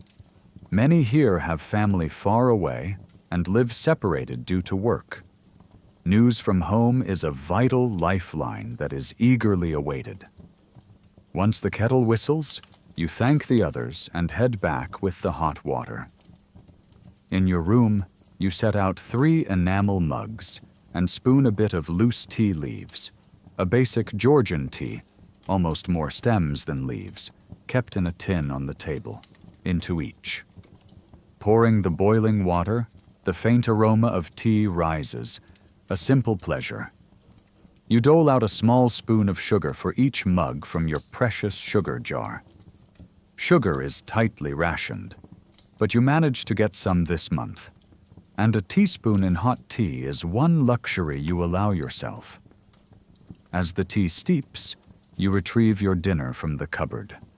A chunk of yesterday's black bread and a couple of boiled potatoes saved from a few nights ago. The potatoes are cold now, but you sprinkle them with a little salt and eat them plain. They are filling, if not flavorful. The bread, hard and dry, is softened by dipping into the hot tea. It's a frugal meal, but it quiets your stomach, and the warmth of the tea is rejuvenating. The 3 of you sit in companionable silence for a while, sipping tea and listening to the radio's gentle music. Nikolai stretches his legs and remarks, "Days like this, one feels every bone." He rubs a knee that was injured years ago. "My back's killing me too," Dmitri adds, rotating his shoulders. You nod in sympathy. I think we're all due for a good rest. Conversations in these moments tend to be sparse and subdued, but there's a bond that doesn't require many words. Living together, working in the same giant factory, you understand each other's lives intimately. Sometimes one of you might share a story from home or an old memory of a happier time. But tonight, everyone seems content to quietly unwind. From down the corridor, a sudden burst of laughter erupts, likely from a room where a few others have gathered. It sounds like someone told a joke, or perhaps they are sharing a bottle despite the rules. The laughter subsides quickly, mindful of the late hour, and you hear the muffled strains of a popular folk song being sung softly. Perhaps a small impromptu gathering to shake off the day's stress. You smile to yourself. Even in hardship, people find moments of joy and release. After finishing your simple meal, you feel a wave of deep fatigue wash over you. The bed calls, but before sleeping, you know you should wash up a little. The grime of the factory still clings to your skin, and though a full bath is out of the question, there's a public bathhouse you attend on rest days for a proper scrub. You can at least rinse the worst of the soot from your arms and face. You excuse yourself and take a small towel and a bar of coarse soap from the shelf. In the shared washroom, you find it mercifully empty at the moment. It's a narrow space with a couple of sinks and a drain in the floor. The white tiles on the walls are cracked and stained, and a single naked bulb casts harsh light that shows every speck of grime. Still, it's functional. You pump the faucet. Lukewarm water flows. Hot water isn't provided in the dorm at this hour, if at all. But you're used to cold washes. You lather the rough brown soap between your hands and splash water on your face. The shock of cold against your skin makes you gasp quietly, but it feels incredibly refreshing. Blackish rivulets of coal dust and dirt run off into the sink as you scrub your hands, arms, and neck. You work gently on a tender spot, where a tiny burn from a spark reddens your forearm. The cool water soothes it. You recall the poster that was in the factory about safety, the one with the bandaged hand, and shake your head at the thought. Be careful, you murmur, echoing its advice ironically. You were, and yet the burn happened regardless. After drying off, you catch a glimpse of yourself in the small mirror above the sink. The reflection is dim and slightly warped, but you see enough. A young man with short-cropped hair, face drawn with fatigue, a faint soot stain still clinging around the hairline that the quick wash missed. Your eyes look back at you, heavy-lidded. In them you see an unspoken question. How long can I keep doing this? It's a thought that arises now and then, often at the very end of an exhausting day. But as always, you push it aside. You have little choice. This is your life, and millions of others share it. You will carry on because you must. You return to the room feeling marginally more human now that the day's grit is washed off. Dmitri has already crawled into his bed, which is the one by the window. He's wrapped himself in his blanket, leaving just a tuft of hair and his eyes visible. Turn the radio off when you're done, Dima, Nikolai says from his side, where he's already lying down as well. Dmitri acknowledges sleepily, waiting for the current song to end.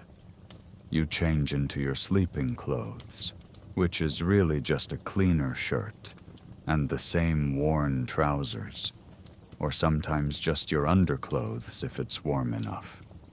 Tonight, with the heaters pumping, the room is actually on the stuffy side, so you decide to sleep in your undershirt. You fold your day clothes and set them on the chair, ready for tomorrow. You don't have the luxury of a fresh set each day. Then you unfurl your blanket and thin pillow on the bed. Before climbing in, you perform one last small ritual. From your coat pocket, you pull out a creased envelope, the latest letter from your mother in the countryside, received 2 weeks ago. You've read it many times, nearly memorized the words.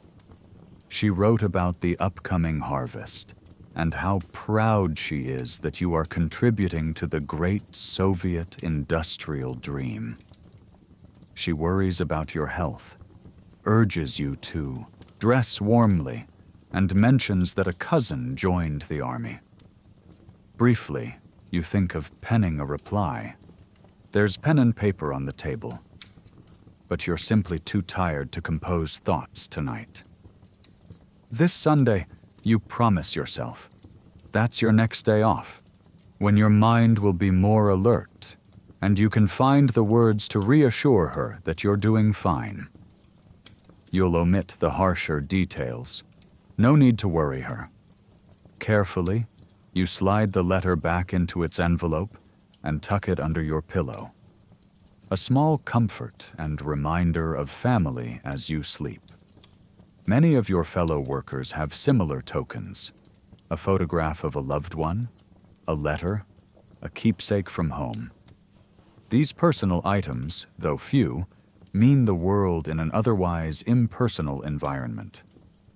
The radio tune comes to an end, and Dmitri reaches over to switch it off with a soft click. Instantly, the room feels notably quieter and darker, with only the lamp on the table still casting light. "Mind if I turn this off?" you whisper, indicating the lamp. "Go ahead," comes Nikolai's voice, already halfway to dreamland. You twist the knob, and the filament glow fades out, leaving the room in near darkness. Only a sliver of light from the hallway, filtering under the door, and the faint orange dot of a cigarette tip glowing outside the window. Someone in another room enjoying a last smoke by an open window. Provide any illumination. You sit on your bed for a moment, letting your eyes adjust to the dark. The springs creak softly beneath you. From below, you hear a distant clank. Perhaps someone shutting the building's front door or the radiators knocking as they cool slightly. But overall, the dormitory is settling into a state of hush as one by one, its inhabitants drift into much-needed slumber. Carefully, you swing your legs up onto the bed and lie down. The mattress is thin, and you can feel a bit of the wooden plank beneath. But after the hard factory floor and hours of standing, it feels like luxury to you. The familiar scent of your pillow, a mix of clean cotton and a touch of the soap you store with it, is comforting. As you adjust the blanket over yourself, pulling it up to your chin, you sigh out one long, contented breath. The day's hardest parts are over. You have made it home, safe and whole. Your body aches, your eyelids are heavy, but you've earned this rest. Night, a brief respite and reflection. Now, cocooned in your narrow bed in the darkness, you finally have a moment to simply be. Your body, though aching, is gradually releasing its tension into the mattress. Each breath you take is slower, deeper than the last, and the quiet of the dormitory at night wraps around you like a soothing blanket. In this stillness, your mind begins to wander over the events of the day and the shape of your life. These late-night moments of reflection are perhaps the only times you truly allow yourself to contemplate everything, the hardships, the hopes, the whys and what-ifs, before sleep mercifully overtakes you. You think back on the pre-dawn wake-up, the long hours of toil in the deafening factory hall, the camaraderie and the weariness shared with your comrades. How many days like this have I lived? You wonder silently. The days have a way of blurring together in their sameness, a ceaseless cycle of work and rest, toil and brief respite. It sometimes astonishes you that the human body and spirit can persevere through it day after day. You and your fellows have become conditioned, toughened in body and perhaps in heart to survive this routine. An outsider, someone who has never experienced this grueling life, likely could not endure even a single day of it, you reflect. You recall new hires who joined the factory full of enthusiasm and youthful vigor, only to faint from exhaustion by their first week or quit because they couldn't adapt. Yes, you think, Someone not hardened to this world probably wouldn't last a day as a Soviet factory worker. It's not pride so much as simple truth. You've seen it happen. And you remember your own early days on the factory floor, how utterly overwhelming it was at first. On your very first week, the roar of machines left you dizzy, and the relentless pace nearly broke your resolve. You recall collapsing onto your dorm bed in exhaustion and doubt, wondering if you could ever adapt to such a punishing routine. But gradually, with guidance from older workers and sheer determination, you toughened up. The blisters on your palms hardened into calluses. The ringing in your ears became just another part of the background noise. By the end of that first month, you found yourself keeping up with the veterans. What had once seemed unendurable had become routine. It wasn't easy. There were moments you nearly gave up. But you didn't. You persevered. That is how resilience is forged, day by day, in the crucible of adversity. It's a quiet acknowledgement of the endurance you and your fellow workers have been forced to develop. As you lie there, you also find yourself pondering the bigger picture of why you do what you do. The propaganda messages that surround you throughout the day, on posters, over loudspeakers, in newspapers, float through your mind. Labor is glory. We are building a shining future. Work hard today for a better tomorrow. By sheer repetition, these slogans have etched themselves into your consciousness. Sometimes you scoff at their simplicity, especially when your back is screaming in pain, or when you see something like an empty store shelf that doesn't match the picture of abundance they paint. Other times, perhaps in moments like now, with the city quiet and your mind sensitive, you try to truly believe in them. You want to believe that your sacrifices mean something, that your labor really is building a new society where your children or their children will have a better life. You cling to that thought. It gives meaning to the blisters and sweat, a purpose to carry you beyond the next shift. In the stillness, you recall a memory from years ago, when you were a child in a poor village. Your father used to tell you stories of his youth before the revolution, how his family of peasants struggled on a landlord's estate, how there were days they went hungry when crops failed or when work was scarce. He would end those recollections by saying, "Now things are different. Now the common man has hope. We work hard, yes, but it's for our own future, not for some baron." With the time, you were too young to grasp it fully. But now, living this life of constant labor, those words resonate. It is true that you work incredibly hard, perhaps harder than any generation before you. But at least, in theory, it's for the collective good, not to line a rich man's pockets. The state reminds you of this constantly. Be proud, comrade. You are a worker contributing to the people's prosperity. A poster at the factory gate this morning declared, "Your factory is your pride. Your labor is your honor." Was that just an empty mantra? Despite all the complaints you could lodge about daily conditions, a small part of you is proud. Proud that you operate mighty machines that churn out the steel and goods that drive the nation forward. Proud that you have not been broken by the challenges. In your own quiet way, you carry a sense of dignity for having endured what many cannot. You think back to times when that pride swelled into something palpable. For instance, last May Day, you marched with your fellow workers in a grand parade through the city. Banners flew, and a brass band played the Internationale. For once you felt not like a tired laborer, but like a hero in a collective epic. Walking in step with hundreds of comrades, you carried a bright red banner and truly believed, in that jubilant moment, that all of you together were building a radiant future. Under a shower of confetti and the applause of onlookers, you experienced a rare surge of joy and solidarity, a glimpse of the better world you are toiling to create.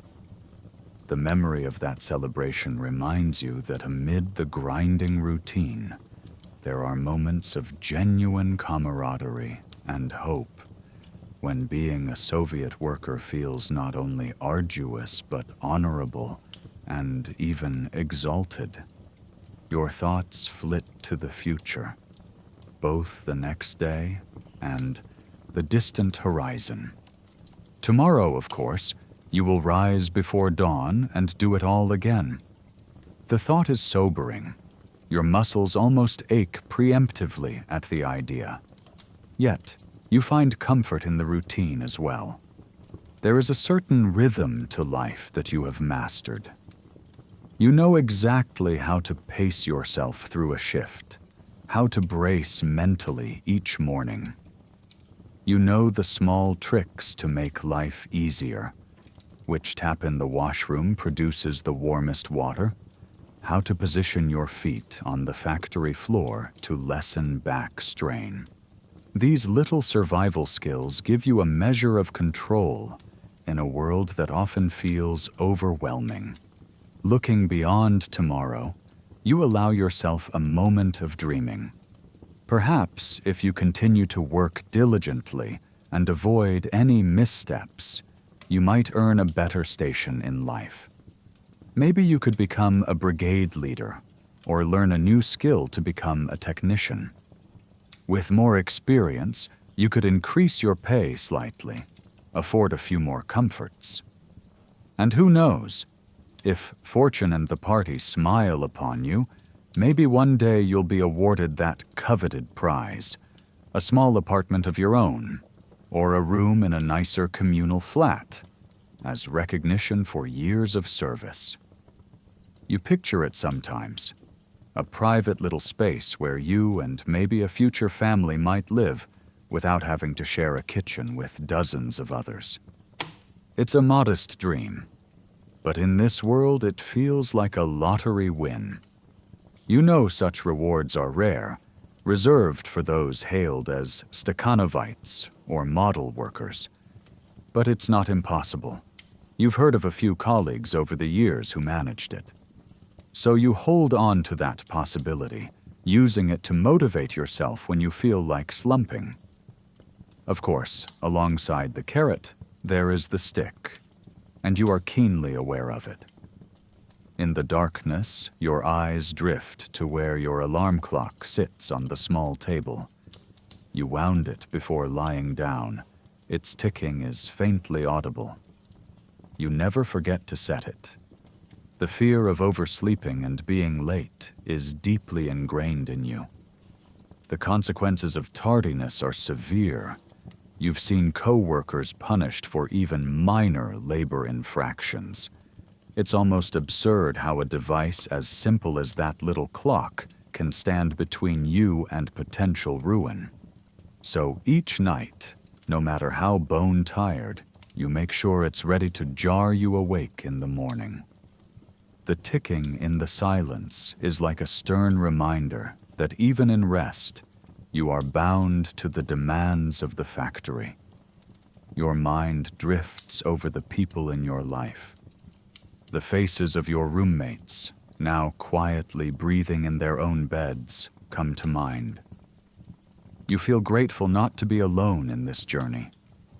The jokes shared with Yuri, the understanding nods from Nina, the helping hand from Victor when your machine jammed.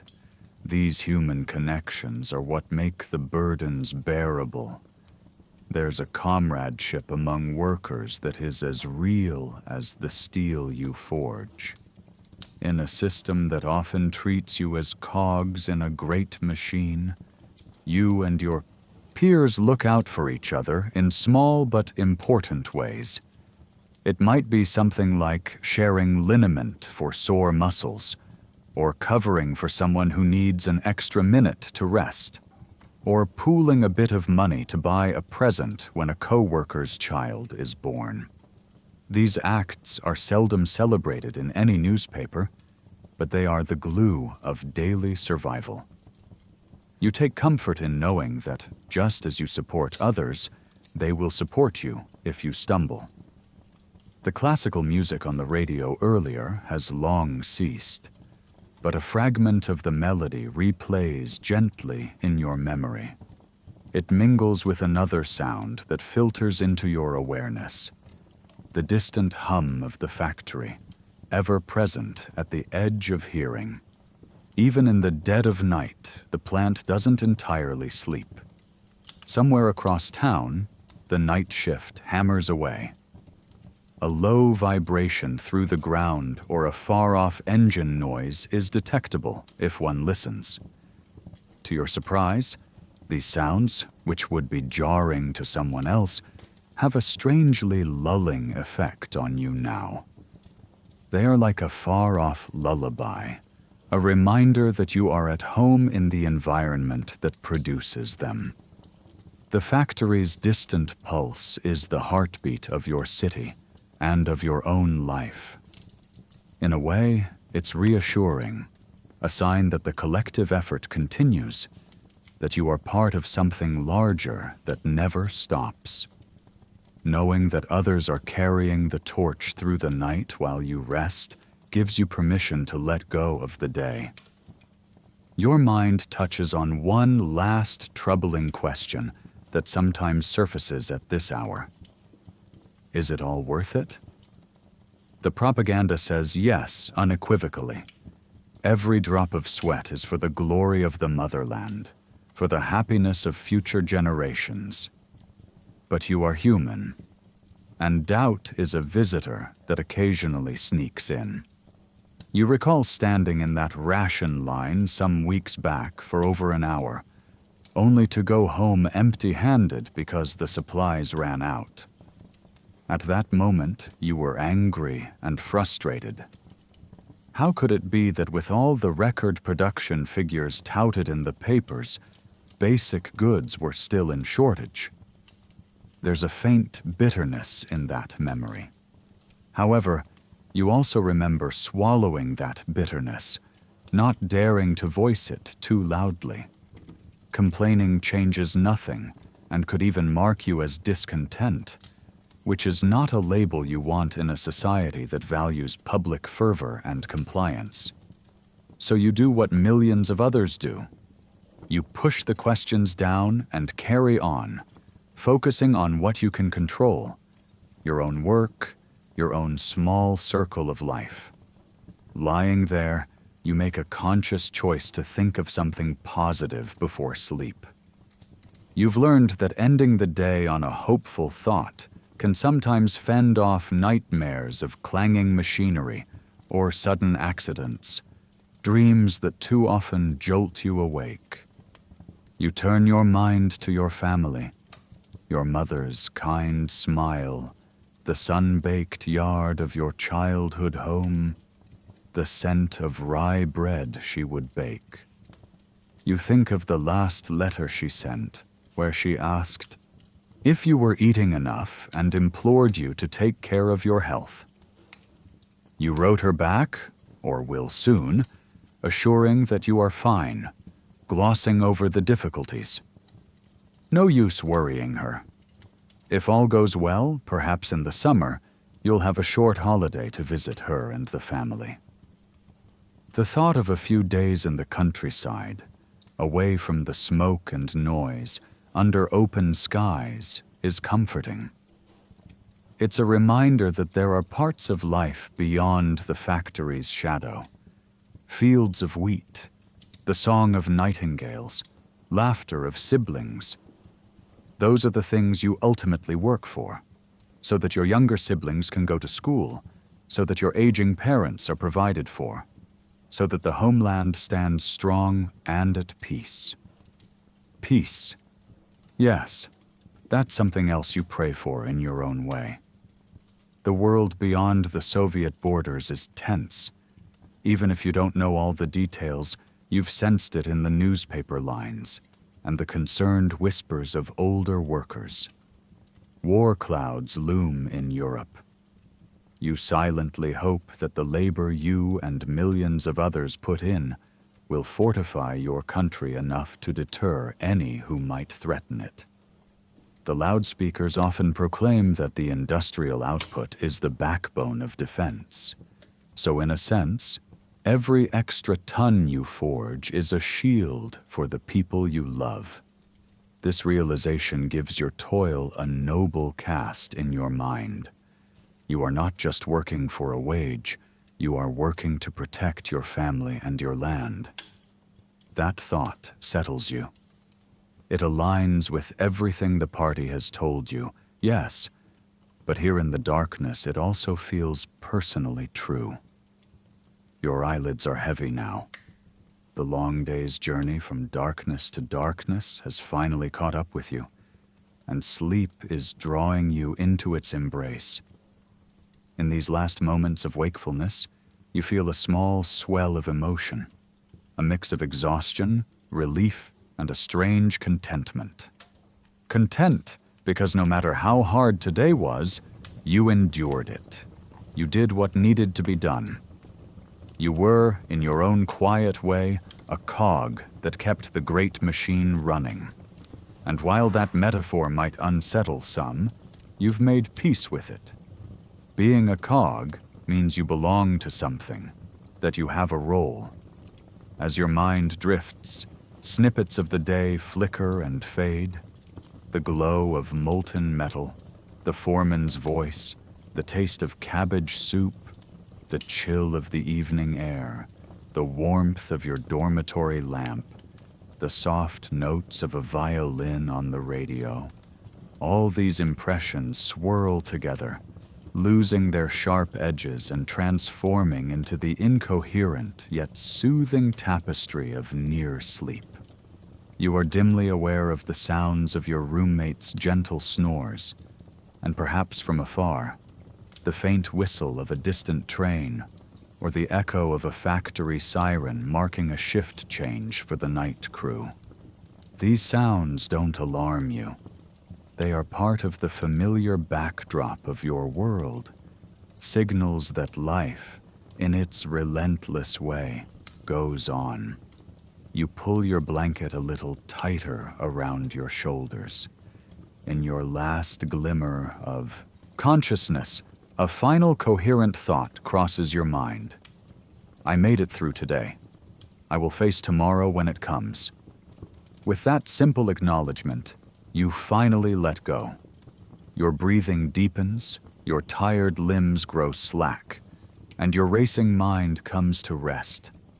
In the darkness of your communal room, in a city powered by factories and dreams, a Soviet factory worker drifts into slumber. The day's labors are done, the body given its due of rest. For a few hours at least you are free. Free in the sanctuary of sleep to travel beyond the iron and concrete that define your waking hours. Outside, the factory's furnaces may continue to glow and its machines to pound. But here, in your modest bed, there is peace. And so you sleep quietly, soundly, having survived what many could not. Tomorrow, in the gray pre-dawn, the cycle will begin anew. But until then, in these precious hours of the night, you have found repose. This is your life, grueling, hazardous, and often austere, yet imbued with purpose and persevered with resilience. And in this gentle oblivion of sleep, you have earned a respite from all the noise and strain. The Soviet night enfolds the city of workers, and one by one, its toilers surrender to rest, gathering strength to face another day. A rare day of rest. Not every day is consumed by relentless toil. On occasion, Perhaps one Sunday, after several weeks of continuous work, you are granted a day of rest. When that precious morning arrives, there is no pre-dawn alarm, no urgent rush in the dark. Instead, you awaken naturally to milder sounds. The muffled conversations of neighbors in the hall, the slow shuffle of slippers on the floor, the soft clatter of someone preparing tea in the communal kitchen. For a moment, you lie in your bunk and simply enjoy the unfamiliar luxury of not having to leap out of bed. A pale light filters through the curtained window. It is mid-morning on your day off, and for once, the time is your own. You rise leisurely, your body still sore but grateful for the extra hours of sleep. In the dormitory, the atmosphere is markedly different on a rest day. There is no jostling queue for the washroom at 5 a.m., no frantic gulping of breakfast before dashing out. Instead, a few of your roommates and neighbors linger over their tea, conversing about non-work matters, a rare treat. In the hallway, a couple of young workers sit on a bench, repairing their worn boots with needle and thread. The radio in the kitchen plays a gentle folk melody, the kind that might make one homesick for the countryside. You carry your own mug of tea back to your room and sip it slowly, savoring its warmth without the usual hurry. It feels almost decadent to have this calm. Such days off are often devoted to personal chores and modest pleasures that the work week permits no time for. By late morning, you gather your towel, a bar of soap, and a change of clothes, and set out for the public bathhouse a few blocks away.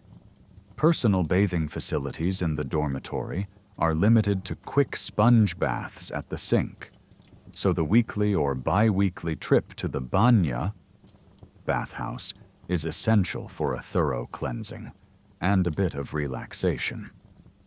Stepping outside, you find the city transformed from the workday hustle. The factory's smokestacks still issue their plumes. The Sunday shift is running for those on rotation. But the streets are quieter. Many shops are closed or on limited hours. Families and off-duty workers stroll rather than march, some carrying string bags as they head to the market, others simply enjoying the fresh air. You walk at an easy pace, feeling the mild sun on your face, or, if it's winter, the crisp bite of cold on your cheeks. Either is welcome when you aren't rushing to the factory horn. As you pass a small park, you notice children kicking a ball around and elderly folks seated on benches trading gossip. It's a gentler side of the city that often goes unnoticed during your work-focused routine. At the bathhouse, you pay a token fee, highly subsidized to encourage public hygiene, and enter a steamy, tile-lined sanctuary that feels worlds away from the clanging factory. The air is warm and humid, rich with the scents of hot water and birch leaves. You undress in the locker room and join dozens of fellow workers and residents in the steam hall. Here, the walls drip with condensation, and a pleasant haze softens all edges. Men sit on wooden benches in towels, or nothing at all, eyes half closed as they soak in the heat. You take a spot on an upper bench, and a friend from your dorm, Sergey, clambers up beside you with a grin. For a long while, you simply sweat out the week's grime and stress. The heat seeps into your aching muscles, loosening knots of tension. Every pore opens, and rivulets of sweat trace paths down your skin, carrying away the dust and fatigue embedded there. Sergey offers you a venik, a bundle of leafy birch branches, and gently thwacks it across your back and shoulders. The stinging pats of the venik, followed by its leafy caress, stimulate your circulation. It's an old tradition meant to promote health. You return the favor, lightly whisking the birch leaves over Sergei's broad back until both of you are flushed and chuckling from the vigorous therapy. In the moist heat, hierarchy and worries melt away. Everyone here is equal in the simple pursuit of cleanliness and relief. From time to time, someone scoops a ladle of cold water from a tub and pours it over their head with a gasp, or steps out to the side chamber to douse themselves with a brisk shower. You do the same eventually. The shock of cool water rushing over your steaming body is bracing and invigorating. You feel layers of sweat and dirt wash off, spiraling down the drain. After an hour in the banya, you are clean to the bone and physically renewed. Wrapping a towel around your waist, you join Sergei in the bathhouse lounge, where you both sip mugs of kvass, a cool, fermented rye beverage, and chat idly. The conversation drifts from factory news to sports to mutual acquaintances. It strikes you how relaxed your voice sounds. Even your mind feels cleansed by the banya's ritual purging. Leaving the bathhouse, you walk back through the now afternoon streets carrying a lightness in your step. This brief respite from the industrial grind, a simple bath and a friendly talk, rejuvenates you more than any extra sleep could. Before heading home, you decide to check if the state store on the corner has any goods available today. Often on weekends, essential supplies are released. Approaching the modest shop, you see a short line of people, far smaller than a weekday evening queue. Fortune smiles. By the time you reach the counter, there are still items left. You manage to buy a half loaf of fresh white bread, a treat compared to the usual black bread, and a small parcel of tea. There's even a rare luxury for sale, lemons imported from the south. But they're too expensive for your budget, so you admire their bright yellow hue and move on. Still, carrying the white bread and tea in your sack, you feel a small triumph. These will make tonight's supper a bit special. Back at the dormitory in late afternoon, the building is livelier than on workdays. Some residents have their doors propped open to let in air and conversation. You pass by a room where an older man is gently strumming a balalaika, entertaining a couple of neighbors with a folk tune. Further down the hall, two women peel potatoes and beets for a communal stew, gossiping about a new film playing at the cinema. The aromas of leisurely cooked meals drift through the corridors. Onion, cabbage, baking dough, a comforting domestic perfume rarely noticeable during the rushed weekday schedule. You spend the remaining daylight hours tending to personal tasks. You wash your clothes, scrubbing the week's sweat and coal dust from your shirts and socks using a basin and washboard in the laundry room. The repetitive motion of laundering, the smell of lye soap, and the rhythm of wringing and rinsing feel almost meditative when you're not exhausted beyond thought. You hang the clean garments on a line by the dorm window. They will freeze stiffen in winter air or drip in summer's breeze, drying slowly. Next, you sit on your bed and take out paper, pen, and ink to fulfill a promise you made to yourself. Writing to your family. With the luxury of time and a clear head, you carefully compose a letter to your mother. You keep your tone cheerful and optimistic, as always. You write that you are healthy and working hard as a cog in the great socialist effort. You describe in positive terms the factory, omitting the more brutal details, and mention that your workshop met its production norm for the month, something you know will make your mother proud and relieved. You thank her for the last parcel of knitted socks she sent. They have been invaluable in the cold mornings. While writing, you dip your pen thoughtfully and choose each word to be honest but not alarming. Yes, life is strenuous. You concede in a line, but add that everyone is pulling together and that you find strength in this unity. By the time you sign off with love and regards to all back home, you have filled several pages with neat lines. Blowing gently to dry the ink, you feel a connection across the miles. Picturing your mother reading these words by the lamplight of your childhood home brings a soft smile to your face. In a way, writing the letter has lifted some weight off your chest, a catharsis of sharing a piece of your life and reaffirming why you endure, for the well-being of those you care about. As evening descends on your day of rest, you partake in one final communal routine. It's not work, but it is an obligation of sorts. A political study meeting held in the dormitory's common room. Such meetings happen periodically, even on rest days, and attendance is highly encouraged, if not strictly mandatory.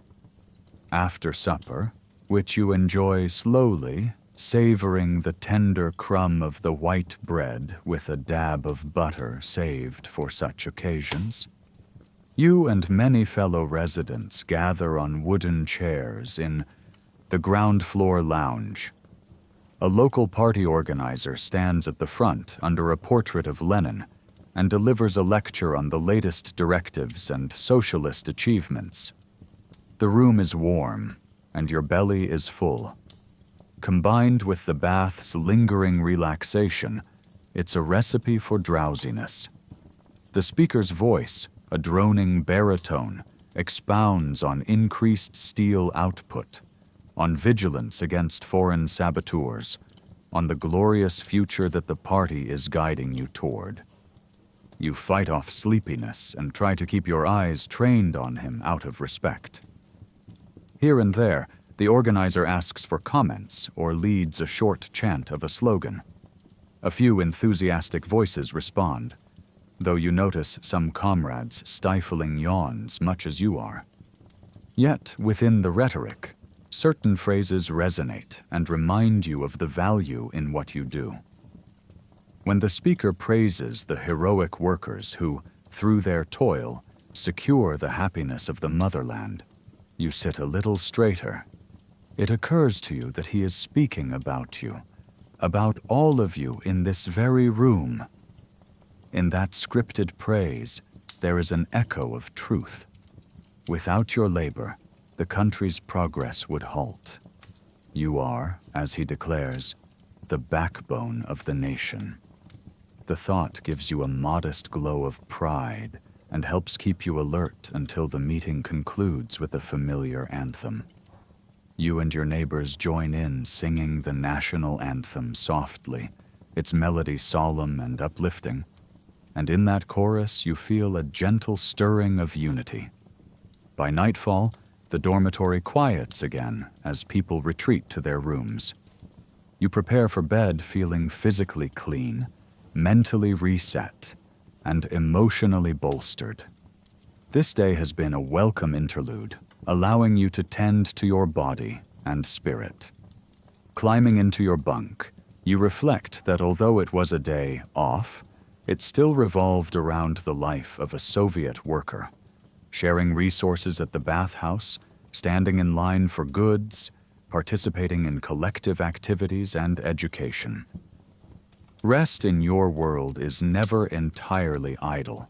It's interwoven with the same communal fabric as work. Still, as you nestle into your blanket, you are grateful. Your muscles are relaxed, your mind clearer than on typical nights, and your heart a bit lighter from the small joys the day afforded. You have recharged your strength, and tomorrow at dawn, when the factory whistle calls once more, you will be ready to answer, renewed in body and resolve.